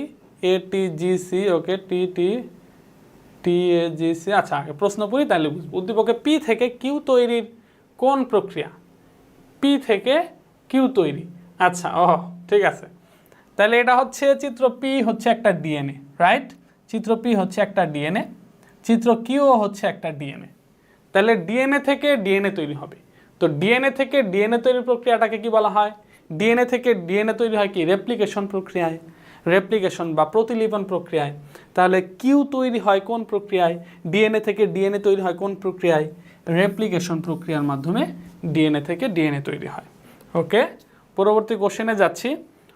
উক্ত প্রক্রিয়ার ক্ষেত্রে, মানে ডিএনএ রেপ্লিকেশনের ক্ষেত্রে, ডিএনএ প্রতিলিপনের ক্ষেত্রে কি হয়? নতুন সূত্রক 5' to 3' মুখী হয়। জি, এটা সবসময় মনে রাখবা। এই যে আমরা ডিএনএ প্রতিলিপনের চিত্র পড়ছি না, ডিএনএ প্রতিলিপন, এই যে ডিএনএ প্রতিলিপন, এই যে ডিএনএ প্রতিলিপন, এটাকে বোঝার জন্য সহজ করি আর একটু। হ্যাঁ, এই যে একটা সূত্রক, এটা হলো 3', এটা হলো 5', আর এটা হলো 5', এটা হচ্ছে 3'। তো এই যে 3' থেকে 5', এই সূত্রক, এটা হলো লিডিং সূত্রক, রাইট? এখানে সূত্রক তৈরি হবে এই দিক থেকে এই দিকে, তার মানে 5' to 3' মুখী। আর এটা যেহেতু 5' to 3' এই দিকে, তাহলে এখানে সূত্র ল্যাগিং সূত্রক কিন্তু এই দিক থেকে এই দিকে তৈরি হয়, এখানে সূত্রক তৈরি হয় এই দিক থেকে এই দিকে, তার মানে এই যে 5' to 3'। নতুন সূত্রক যে তৈরি হবে, নতুন সূত্রক তৈরি হবে সব সময় 5' to 3' এর দিকে। নতুন সূত্রক সব সময় 5' to 3' মুখী হয়, এটা সঠিক। লিডিং সূত্রকে অনেকগুলো প্রাইমার লাগে না, লিডিং সূত্রকে হচ্ছে একটানা ডিএনএ তৈরি হয়। ল্যাগিং সূত্রকের মধ্যে প্রাইমার যুক্ত হয়, খণ্ড খণ্ড আকারে হয়, এই জন্য অনেকগুলো প্রাইমার ল্যাগিং সূত্রকের মধ্যে লাগে। তার মানে এটা ভুল, 2 নাম্বার ভুল। ল্যাগিং সূত্রকে অনেকগুলো প্রাইমার লাগে, যে 3 নাম্বারটা সঠিক। তাহলে হচ্ছে আমার 1 এবং 3 হচ্ছে সঠিক, 2 নাম্বার ভুল, 2 নাম্বার যেখানে আছে সেটা বাদ, এই যে সঠিক 1 এবং 3। ওকে ওকে, পরবর্তীতে যাচ্ছে আমরা। এটা হচ্ছে একটা ডিএনএ চিত্র, যেহেতু দ্বিসূত্রক দেখানো হয়েছে, অতএব এটা হচ্ছে একটা ডিএনএ। উদ্দীপকে হাইড্রোজেন বন্ধনের সংখ্যা, তো এখানে কয়টা হাইড্রোজেন বন্ধনের সংখ্যা আছে হিসাব করবো আমরা। এ আর টি এর মধ্যে দ্বিবন্ধন হয়, এখানে 2টা। এ আর টি এর মধ্যে দ্বিবন্ধন 2 2 4, সি এর মধ্যে 3 বন্ধন, সি আর ডি এর মধ্যে 3 বন্ধন, এ আর টি এর মধ্যে দ্বিবন্ধন, এ আর টি এর মধ্যে দ্বিবন্ধন, সি আর ডি এর মধ্যে 3 বন্ধন। তাহলে আমরা হিসাব করব 2 3 4 5 6 7 8 9 10 11 12 13 14 15 16 17, টোটাল 17টা বন্ধন হয়েছে। তাহলে টোটাল এই যে টোটাল 17টা বন্ধন হলো, ঠিক আছে? তো এ আর টি বরাবর বন্ধন হয়েছে। অন্যভাবে যদি হিসাব করি, তাহলে এভাবে এ আর টি দ্বিবন্ধন দিলাম, আর সি আর ডি 3 বন্ধন দিয়ে টোটাল বন্ধন আমরা হিসাব করব। 1 2 3 4 5 6 7 8 9 10 11 12 13 14 15 16 17, টোটাল হলো 17টা। ওকে, আচ্ছা, এরপরে হচ্ছে কি উদ্দীপকের অন্যান্য বন্ধন হলো। তো এখানে হচ্ছে অন্যান্য বন্ধন উদ্দীপকের অন্যান্য বন্ধন হলো, আচ্ছা, এই যে ডিএনএর মধ্যে বলা হয়েছে, তো ডিএনএর মধ্যে অন্যান্য বন্ধন মানে কি? একটু আগেই বলা হলো এটা হলো হাইড্রোজেন বন্ধনের কথা, রাইট? এখন এই হাইড্রোজেন বন্ধন ছাড়া আর কি কি বন্ধন আছে? তো উদ্দীপকের অন্যান্য বন্ধন হলো গ্লাইকোসাইডিক বন্ধন, এস্টার বন্ধন, তারপর হচ্ছে ফসফোডাইএস্টার বন্ধন, রাইট? আমরা এটা একটু দেখি, একটু দেখি, তাহলে বুঝে আসবে। তো এটা যেহেতু ডিএনএ বলা হয়েছে, তো আমরা জানি ডিএনএ হচ্ছে এই যে একটা ডিএনএ হচ্ছে একটা রাইবোজ, একটা ডিঅক্সিরাইবোজ, এই যে এখানে নাইট্রোজেন ঘটিত বেস, এখানে হচ্ছে অজৈব ফসফেট থাকে। আবার হচ্ছে এখানে আরেকটা হলো ডিঅক্সিরাইবোজ, নাইট্রোজেন ঘটিত বেস, আবার এখানে আরেকটা ফসফেট থাকে, এই ফসফেটের সাথে আবার এটার সাথে এটা বন্ধন থাকে। ডিএনএ তো এরকম, তাই না? তাহলে এই যে কি বলে, এই যে 5 কার্বনযুক্ত শর্করার সাথে নাইট্রোজেন ঘটিত বেস যে যুক্ত হয়, এখানে যে বন্ধনটা, এই বন্ধনটা হচ্ছে গ্লুকোসাইডিক বন্ধন বা গ্লাইকোসাইডিক বন্ধন। এটা হচ্ছে কি গ্লাইকোসাইডিক বা গ্লাইকোসাইডিক বন্ধন। তার মানে এই যে জি এর সাথে সি এর যে এখানে আলাদা দ্বিবন্ধন হবে, এটা তো হাইড্রোজেন বন্ধন, রাইট? এই হাইড্রোজেন বন্ধন ছাড়াও গ্লাইকোসাইডিক বন্ধন থাকে উদ্দীপকের এখানের মধ্যে, উদ্দীপকের এই ডিএনএর মধ্যে গ্লাইকোসাইডিক বন্ধন থাকে। 1 নাম্বারটা সঠিক। এরপরে দেখো, এই যে এখানে 5 কার্বনযুক্ত শর্করায় যে ডিঅক্সিরাইবোজের সাথে আবার ফসফরিক অ্যাসিডের মধ্যে একটা বন্ধন হচ্ছে, এই বন্ধনটাকে কি বলা হয়? এটাকে এস্টার বন্ধন বলা হয়। এটা কি বন্ধন বলা হয়? এটা হলো কি এস্টার বন্ধন। তার মানে এটার মধ্যে এস্টার বন্ধনও থাকে, জি এটাও সঠিক। আবার দেখো ফসফোডাইএস্টার বন্ধন, এই যে একটা ফসফরিক অ্যাসিড বা অজৈব ফসফেট, এই যে এই শর্করার সাথেও একটা এস্টার বন্ধন তৈরি করছে, এই শর্করার সাথেও একটা এস্টার বন্ধন তৈরি করছে। তাহলে এই ফসফেট দুইটা এস্টার বন্ধন তৈরি করছে। এটাকে ডাই মানে হলো দুইটা এস্টার, একটা ফসফেট দুইটা এস্টার বন্ধন তৈরি করে যুক্ত হয়েছে, এটাকে বলে ফসফোডাইএস্টার বন্ধন। তার মানে এটাও সঠিক। তাহলে গ্লুকোসাইডিক বন্ধন তৈরি করে এখানে, এটা সঠিক। এস্টার বন্ধনের মাধ্যমে যুক্ত হয়, এটাও সঠিক। একটা ফসফেট দুইটা শর্করার সাথে ডাইএস্টার বন্ধনের মাধ্যমে যুক্ত হয়, এটাও সঠিক। 1 2 3 1 2 3 তিনটাই সঠিক। ওকে, নেক্সট কোশ্চেনের মধ্যে যাচ্ছি। ধরো এটা হচ্ছে একটা ডিএনএ আছে, রাইট? ডিএনএর মধ্যে অনেকগুলো বন্ধন দিচ্ছে, ডিএনএ থেকে আবার এই যেখানে এমআরএনএ তৈরি হয়েছে, ডিএনএ থেকে এমআরএনএ তৈরি হয়েছে। দেখছি উদ্দীপকে এ চিত্রে হাইড্রোজেন বন্ধন কত? তো হাইড্রোজেন বন্ধন হিসাব করি। এই যে এ আর টি এর মধ্যে দ্বিবন্ধন হবে, এখানে 2টা। সি আর জি আছে, সি আর জি এর মধ্যে এখানে 3টা হবে, সি আর জি এখানে 3টা হবে, এ আর টি এখানে 2টা হবে। তাহলে হিসাব করি 1 2 3 4 5 6 7 8 9 10, 10টা। এই যে 10টা হাইড্রোজেন বন্ধন হবে 10টা। তো এখানে হচ্ছে এটা হলো ডিএনএ, ডিএনএ থেকে এমআরএনএ তৈরি হয়েছে। আচ্ছা, উদ্দীপকে এ চিত্র এ থেকে এমআরএনএ সৃষ্টি করতে ব্যবহৃত হয়। তাহলে ডিএনএ থেকে আরএনএ তৈরি প্রক্রিয়া হচ্ছে ট্রান্সক্রিপশন প্রক্রিয়া, ডিএনএ থেকে আরএনএ তৈরি হয়। তো এই ট্রান্সক্রিপশন প্রক্রিয়ার জন্য আরএনএ পলিমারেজ এনজাইম প্রয়োজন হয়, জি এটা সঠিক। তো আমরা জানি যে একটা আরএনএ পলিমারেজ এনজাইম থাকে, ওইটার ভিতরে হচ্ছে ডিএনএ প্রবেশ করে, এই যে ডিএনএ প্রবেশ করে এমআরএনএ তৈরি হয়, রাইট?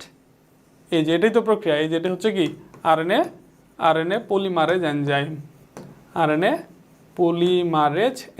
তাহলে এটা প্রয়োজন হয়। তাই আরএনএ পলিমারেজ এনজাইম প্রয়োজন হয়, তো আমার ডিএনএ পলিমারেজ এনজাইমের দরকার নাই। নাইট্রোজেন ক্ষার হিসেবে যেহেতু কি থাকবে, আরএনএ তৈরি হবে, তাই নাইট্রোজেন ক্ষার হিসেবে এ ইউ জি সি এগুলা থাকবে, ইউ থাকবে, তো এটা সঠিক। তারপর 2 নাম্বারটা ভুল, 2 নাম্বারটা যেখানে আছে বাদ, 2 নাম্বারটা যেখানে আছে বাদ, তো সঠিক উত্তর হচ্ছে গ 1 এবং 3। আচ্ছা, নেক্সট কোশ্চেনের মধ্যে আমরা যাচ্ছি। নেক্সট কোশ্চেন হচ্ছে এখানে A C U G C U এগুলো আছে, তার মানে এটা হচ্ছে একটা আরএনএ। উদ্দীপকের যৌগটিতে নিচের কোনটি বর্তমান? আরএনএর মধ্যে কি থাকে, এটা হলো কথা। আরএনএর মধ্যে কি থাকে সেটা আমরা একটু দেখি। আরএনএর মধ্যে কি থাকে? রাইবোজ থাকে, রাইট? রাইবোজ থাকে। আরএনএর মধ্যে কি থাকে? রাইবোজ থাকে। আমরা জানি আরএনএ রাইবোজ দ্বারা হচ্ছে আরএনএ তৈরি হয়, আর ডিঅক্সিরাইবোজ দ্বারা হচ্ছে ডিএনএ তৈরি হয়। তাহলে যেহেতু এটা আরএনএর মধ্যে কি থাকে? রাইবোজ থাকে। আচ্ছা, নেক্সট কোশ্চেনে যাচ্ছি। উদ্দীপকের জৈব অণু মানে আরএনএর ক্ষেত্রে, আরএনএর কথা বলা হয়েছে, আরএনএটা কি হয়? জৈব অণুটি ডিএনএ থেকে উৎপন্ন হয়, জি এটা সঠিক। আমরা জানি ডিএনএ থেকে আরএনএ তৈরি হয়, তাহলে ডিএনএ থেকে আরএনএ তৈরি হয়, এটা সঠিক। জীবের বংশগত চরিত্র বহন করে, জীবের বংশগত চরিত্র আরএনএ ওই ডিএনএ থেকে বৈশিষ্ট্যটা আরএনএর মধ্যে যায়, আরএনএ থেকে প্রোটিনের মধ্যে যায়, তার মানে এটাও সঠিক। জীবের বংশগত চরিত্র বহন করে, প্রোটিন উৎপাদনে অংশগ্রহণ করে, জি এটাও সঠিক। প্রোটিন তৈরি করে, কারণ আমরা জানি আরএনএ থেকে প্রোটিন তৈরি হয় ট্রান্সলেশন প্রক্রিয়ার মাধ্যমে। তাহলে সঠিক উত্তর কি? 1 2 3 তিনটাই সঠিক। আচ্ছা, তাহলে আমরা এখন নেক্সট কোশ্চেনে যাচ্ছি। সেটা হচ্ছে, এটা যেহেতু এক সূত্রক বুঝাইছে, অতএব এটা হচ্ছে আরএনএ। চিত্র খ হলো আরএনএ। আরএনএর কোন নাইট্রোজেন জাতীয় ক্ষারকণ উপস্থিত থাকে? তো আমরা জানি ডিএনএর মধ্যে নাইট্রোজেন ঘটিত ক্ষার এ জি সি টি থাকে, এডিনিন গুয়ানিন সাইটোসিন থায়ামিন থাকে ডিএনএর মধ্যে। আর আরএনএর মধ্যে এই থায়ামিন থাকে না, মানে থায়ামিন থাকে না। এই থায়ামিনের পরিবর্তে কি থাকে? ইউরাসিল থাকে।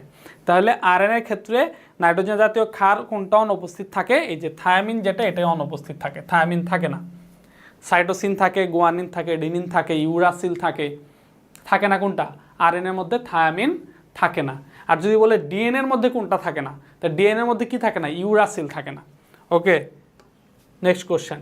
তো উদ্দীপকের চিত্রে জৈব অণুটি, মানে এটা আরএনএ, আরএনএ ক্ষেত্রে ডিএনএ থেকে ট্রান্সক্রিপ্ট হয়, ডিএনএ থেকে আরএনএ তৈরি হয়, জি এটা সঠিক, ট্রান্সক্রিপশন প্রক্রিয়া ডিএনএ থেকে তৈরি হয়, আরএনএ ডিএনএ থেকে তৈরি হয়, এটা সঠিক। ডিঅক্সিরাইবোজ শর্করা দ্বারা গঠিত, না এটা ভুল, কারণ হচ্ছে আরএনএ হচ্ছে রাইবোজ দ্বারা গঠিত, রাইবোজ দ্বারা গঠিত, ডিঅক্সিরাইবোজ দ্বারা। 2 নাম্বার ভুল, 2 নাম্বার যেখানে আছে সেটা বাদ, 2 নাম্বার যেখানে আছে সেটা বাদ, সঠিক উত্তর হচ্ছে 1 এবং 3। ডিঅক্সিরাইবোজ তার মানে প্রোটিন উৎপাদনে অংশগ্রহণ করে, জি আরএনএ প্রোটিন তৈরিতে অংশগ্রহণ করে, এটা সঠিক। আচ্ছা, নেক্সট কোশ্চেনের মধ্যে যাচ্ছে, একটা আরএনএ দেখানো হয়েছে, চিত্রের বস্তুটি ডিএনএ হতে যে প্রক্রিয়ায় উৎপন্ন হয় তাকে কি বলে? ডিএনএ হতে চিত্রের বস্তুটা তৈরি হবে, ডিএনএ থেকে আরএনএ তৈরি হবে, তো ডিএনএ থেকে আরএনএ তৈরির প্রক্রিয়াটাকে কি বলে? ট্রান্সক্রিপশন বলা হয়। ডিএনএ থেকে আরএনএ তৈরির প্রক্রিয়াকে ট্রান্সক্রিপশন বলা হয়। আরএনএ থেকে প্রোটিন তৈরির প্রক্রিয়াটা হচ্ছে ট্রান্সলেশন। আর রিভার্স ট্রান্সক্রিপশন কোনটা? রিভার্স ট্রান্সক্রিপশন হচ্ছে যেমন এই যে ডিএনএ থেকে আরএনএ তৈরি হয়, এটা হলো ট্রান্সক্রিপশন। আর আরএনএ থেকে ডিএনএ তৈরির প্রক্রিয়াটা হচ্ছে রিভার্স ট্রান্সক্রিপশন। ডিএনএ থেকে ডিএনএ তৈরির প্রক্রিয়া হচ্ছে রেপ্লিকেশন। আচ্ছা, তাহলে এখানে বলছে ডিএনএ থেকে আরএনএ তৈরির প্রক্রিয়া হচ্ছে কি? ট্রান্সক্রিপশন। ওকে, আচ্ছা নেক্সট কোশ্চেনের মধ্যে আমরা যাচ্ছি। আমাদের পরবর্তী কোশ্চেন দেখো, একটা আরএনএ দেখানো হয়েছে, রাইট? ওকে, একটা আরএনএ। চিত্রটির ক্ষেত্রে কোন উক্তিটি সঠিক, মানে আরএনএর ক্ষেত্রে কোনটা সঠিক? মনোসিস্টোনিক হলে একটি প্রোটিন তৈরি সংকেত বহন করে, পলিসিস্টোনিক হলে একাধিক প্রোটিন তৈরি সংকেত বহন করে, আর হচ্ছে জেনেটিক বার্তা সাইটোপ্লাজম হতে নিউক্লিয়াসে নিয়ে যায়। তো আমরা একটু ভালো করে গবেষণা করার চেষ্টা করি। দেখো, মনোসিস্টোনিক আর পলিসিস্টোনিক এটা কি? যেমন ধরো এটা একটা আরএনএ, এখানে বিভিন্ন নাইট্রোজেন গঠিত বেসগুলো আছে, এ জি সি ইউ ইউ এ জি, এইভাবে পর্যায়ক্রমিকভাবে আছে। ধরো তার প্রতি 3টা নিউক্লিওটাইড মিলে হচ্ছে একটা জেনেটিক কোড হয়। তার মানে এটা একটা জেনেটিক কোড, এরকম।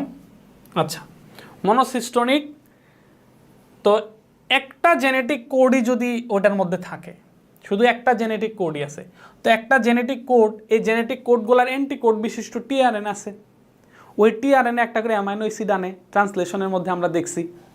তাহলে যদি একটা এমআরএনএর মধ্যে ধরো শুরুর কোড আর সমাপ্তি কোডের মাঝখানে একটা জেনেটিক কোডই আছে, তাহলে ওই একটা জেনেটিক কোড শুধুমাত্র একটা অ্যামাইনো অ্যাসিডকে আনবে, এটাকে মনোসিস্টোনিক বলা হয়।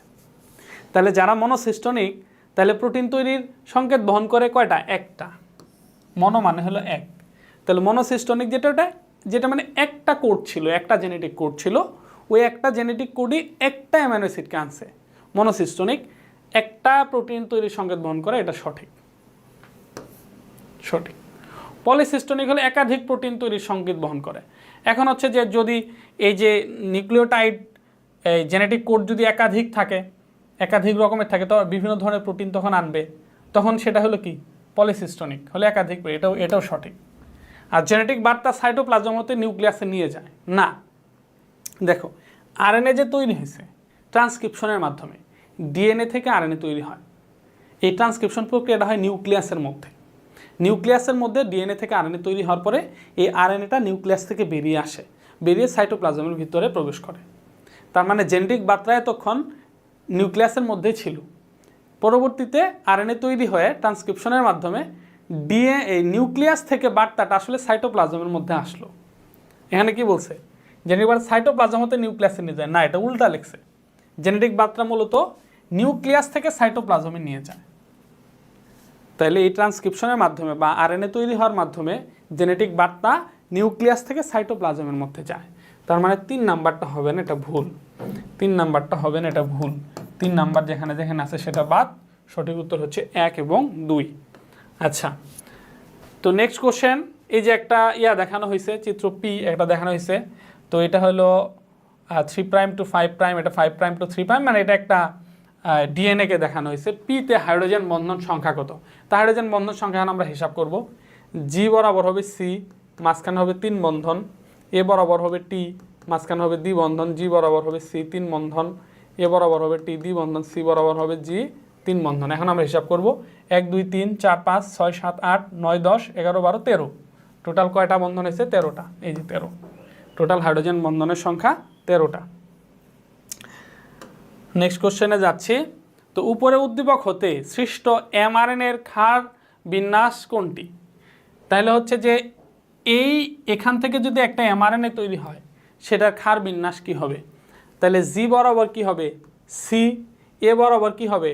টি, ডিএনএর মধ্যে তো আরএনএ তৈরি হয়, আরএনএর মধ্যে তো টি থাকে না, টি এর পরিবর্তে ইউ হবে, তাহলে এ বরাবর হবে ইউ, জি বরাবর হবে সি, এ বরাবর হবে আবার ইউ, সি বরাবর হবে জি। তাহলে কি হলো? তাহলে এই টি বিন্যাসটা হলো হচ্ছে সি, আমি যদি এই দিক থেকে এই দিকে যাই, উপরে থেকে নিচে নামি, তাহলে G U C U C, G U C U C. তাই কোথায় আছে G U C U C? এই যেটা G U C U C. যেহেতু আরএনএ তৈরি হবে, আরএনএ তৈরি হবে, টি তো হওয়ারই কথা না, এখানে টি আছে সেটা বাদ, এখানেও টি আছে এটাও বাদ। এখন কথা হলো যে এই দুইটার মধ্যে কোনটা হবে, যে মিলায়া দেখলাম। আবার এই দিক থেকে যদি যাই তাহলে হবে সি ইউ সি ইউজি, তাহলে সি ইউ সি ইউজি এর কোনো কিছু নাই, অতএব এই দিক থেকে এদিকে হবে না, ওই দিক থেকে উপরে থেকে নিচে নামবো, তাহলে G U C U C, G U C U C. এই যে সঠিক উত্তর হলো খ। আচ্ছা, নেক্সট কোশ্চেনে যাচ্ছি। ডিএনএ থেকে আরএনএ তৈরি হয় ট্রান্সক্রিপশন, আরএনএ থেকে প্রোটিন তৈরি হয় ট্রান্সলেশন। উদ্দীপকে উল্লেখিত বি প্রক্রিয়াটা, তার মানে আরএনএ থেকে প্রোটিন তৈরি ট্রান্সলেশন প্রক্রিয়াটা, এটাকে কি বলে? যে আরএনএ থেকে প্রোটিন তৈরি প্রক্রিয়াটাকে কি বলে? ট্রান্সলেশন বলা হয়, ট্রান্সলেশন বলা হয়।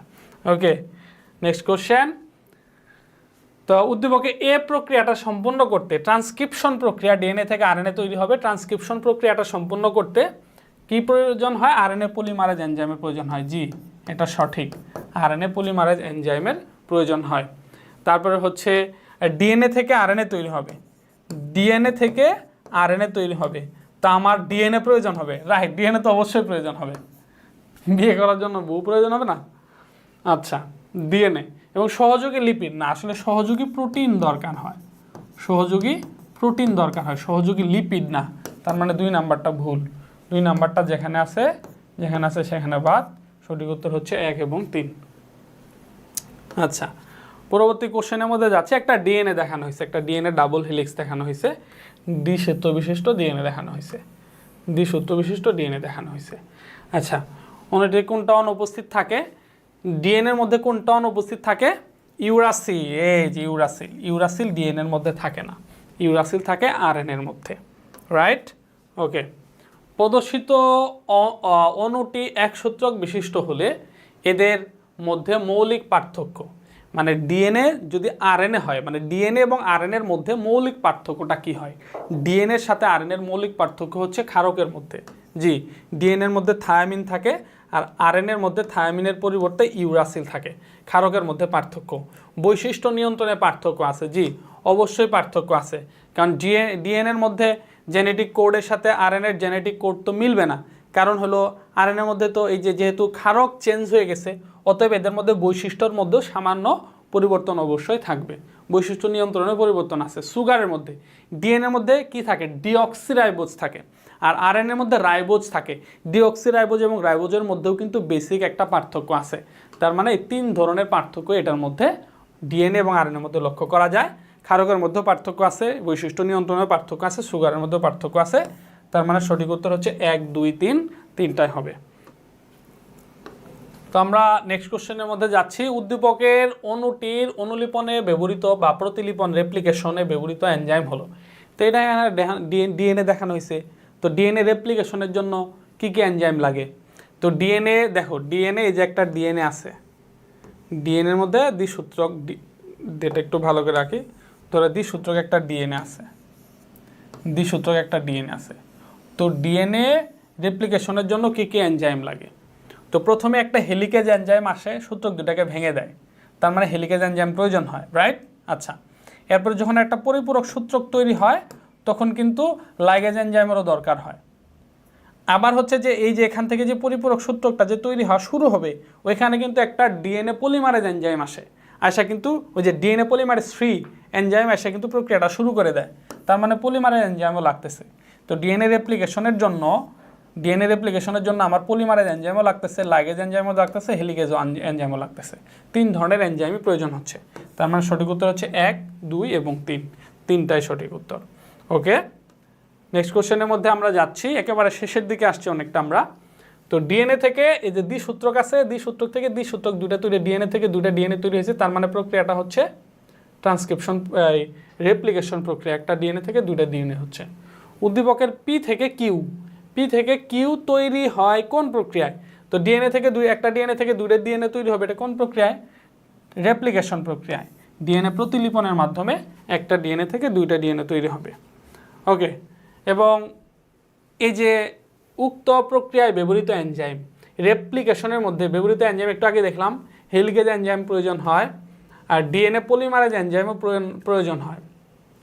তবে আরএনএ পলিমারেজ এনজাইমের কিন্তু দরকার হয় না। আরএনএ পলিমারেজ এনজাইম লাগে কখন? ট্রান্সক্রিপশনের মধ্যে ডিএনএ থেকে আরএনএ তৈরি হওয়ার সময় আরএনএ পলিমারেজ লাগে।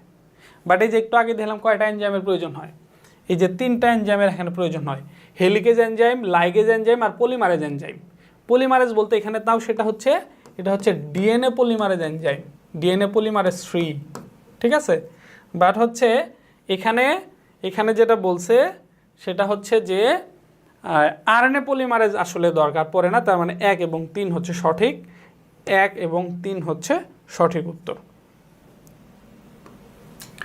আচ্ছা, পরবর্তীতে যে কোশ্চেনটা এটা হচ্ছে কি, এটা একটু ভালোভাবে দেখো। এটা হচ্ছে এজিটিসি এটিএজি, এটা হলো দ্বিসূত্রক দেখানো হয়েছে, এটা দ্বিসূত্রক একটা ডিএনএ।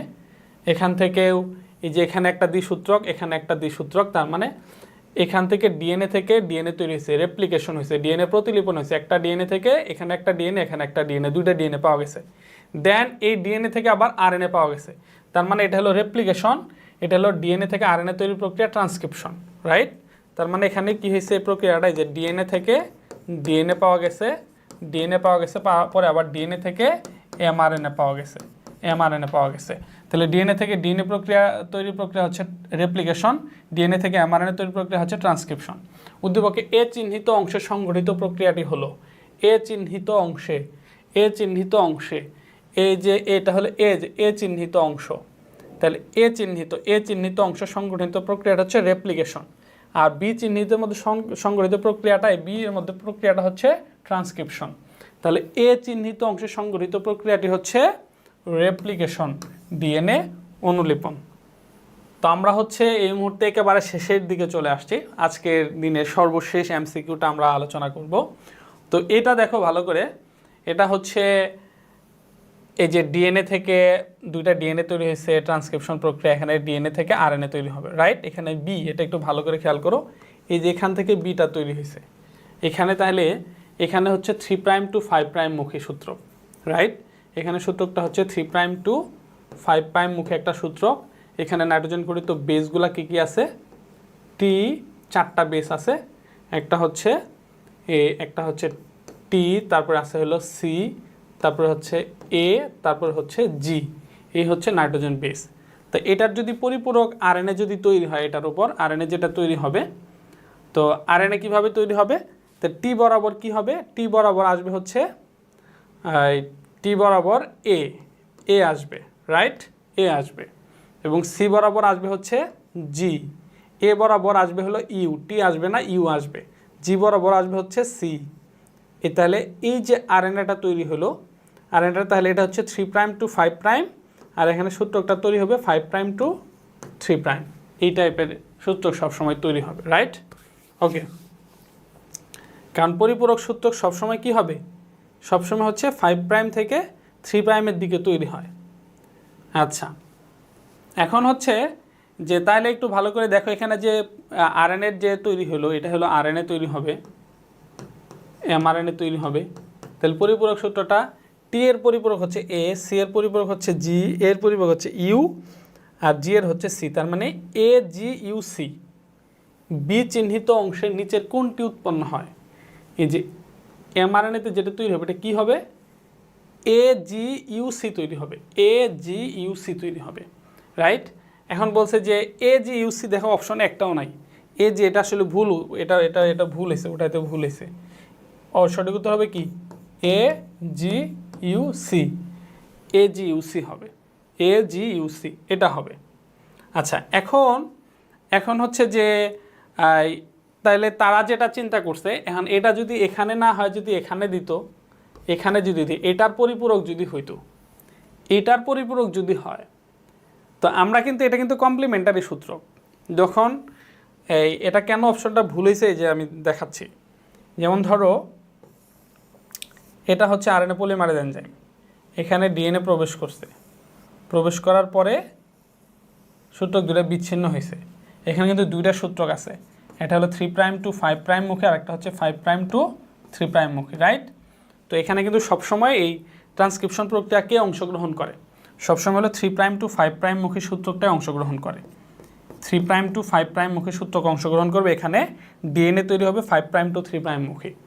তাইলে এখানে এই যে ট্রান্সক্রিপশন প্রক্রিয়াটা, এই যে এটা 3' টু 5' মুখী, তার মানে এই দুইটা সূত্রকের মধ্যে, ডিএনএর দুইটা সূত্রকের মধ্যে এই যে হলো ট্রান্সক্রাইবিং সূত্রক, আর এটা এখানেই তৈরি হবে। আর এখানে যদি তৈরি হয়, সে আর এটা তৈরি হবে হচ্ছে এ জি ইউ সি, এটা তৈরি হবে। কিন্তু অপশনে এ জি ইউ সি নাই, বা অপশনে সি ইউ জি, এই পাশ থেকে যদি এই পাশ হিসাব করি ওরকম কিন্তু নাই, ঠিক আছে? আর এইটা ওইটা দিচ্ছে হলে এটার সাথে মিল করা, এই যে এটার সাথে মিল করা, এ বরাবর হবে ইউ, এ বরাবর হবে ইউ, জি বরাবর হবে সি, টি বরাবর হবে এ, সি বরাবর হবে G, U C A G, U C A G, এই যে এটার সাথে মিল করে দিছে ইউ সি এ জি, যে ইউ সি এ জি যেটা হয়। কিন্তু আসলেই তো এটার কথা আমাকে বলে নাই, বলছে এর সূত্রের কথা, আর রিয়েলি এই সূত্রকটাই হয়, এটাই ট্রান্সক্রাইবিং সূত্রক, 3' টু 5' মুখী সূত্রকটাতে মধ্যেই আরএনএ তৈরি হয়। তার মানে এখানে অপশনটা ভুল আছে, সঠিক উত্তরটা হবে যে এটা, সঠিক উত্তর হবে এ জি ইউ সি, সঠিক উত্তর হবে এটা, সঠিক উত্তর হবে এক্স্যাক্টলি এ জি ইউ সি। ওকে, তো এই ছিল আজকের আমাদের এমসিকিউ, মোটামুটি এই যে ক্লোজ, আর নাই। তো যেগুলো এমসিকিউ পড়ানো হয়েছে একটু বুঝা পড়াইছি, জাস্ট তোমার জন্য এমসিকিউতে ভালো করার জন্য একটা স্পেশাল সাজেশন হচ্ছে, যে কথাটা আমি বারবার বলি, প্রিভিয়াস ইয়ারের বোর্ডের এমসিকিউগুলা জাস্ট বুঝে গাইডের উত্তর দেখে না, নিজে তোমার মেন বই খুঁজে উত্তরগুলা বের করো, বের করে যখনই উত্তরগুলা তুমি নিজে খুঁজে বের করবা, ওই অপশনগুলো ওইখানে তুমি দাগায় রাখবা মেন বইয়ের মধ্যে। তাহলে তুমি দাগানো বইও তোমার রেডি হয়ে গেল, আর হচ্ছে তোমার কি হলো, তুমি ওই তোমার শেখাও হয়ে গেল, নিজে উত্তরগুলো বের করতে শিখলা, ঠিক আছে? এভাবে তুমি যদি এমসিকিউ প্র্যাকটিস করো, আশা করি অল্প দিনের মধ্যে তুমি এমসিকিউতে দুর্দান্ত হয়ে উঠবে। আর হচ্ছে জাস্ট বেসিক পড়ে এমসিকিউগুলো এভাবে সমাধান করে বেশি মেন বইটা বেশি রিডিং পড়বা, যে যত বেশি বই রিডিং পড়তে পারবে, কারণ এই যে যত এমসিকিউ আমরা দেখি সব আমার বই থেকে, সব কিছু বই থেকে কমন পাবা। এই জন্য বেশি বইটা রিডিং পড়বা, তাহলে এমসিকিউতে আস্তে আস্তে ভালো করা শিখবে ইনশাল্লাহ। তো ভালো থাকো, সুস্থ থাকো, আজকে এই পর্যন্তই, পরবর্তী ক্লাসে আবার দেখা হচ্ছে। আসসালামু আলাইকুম।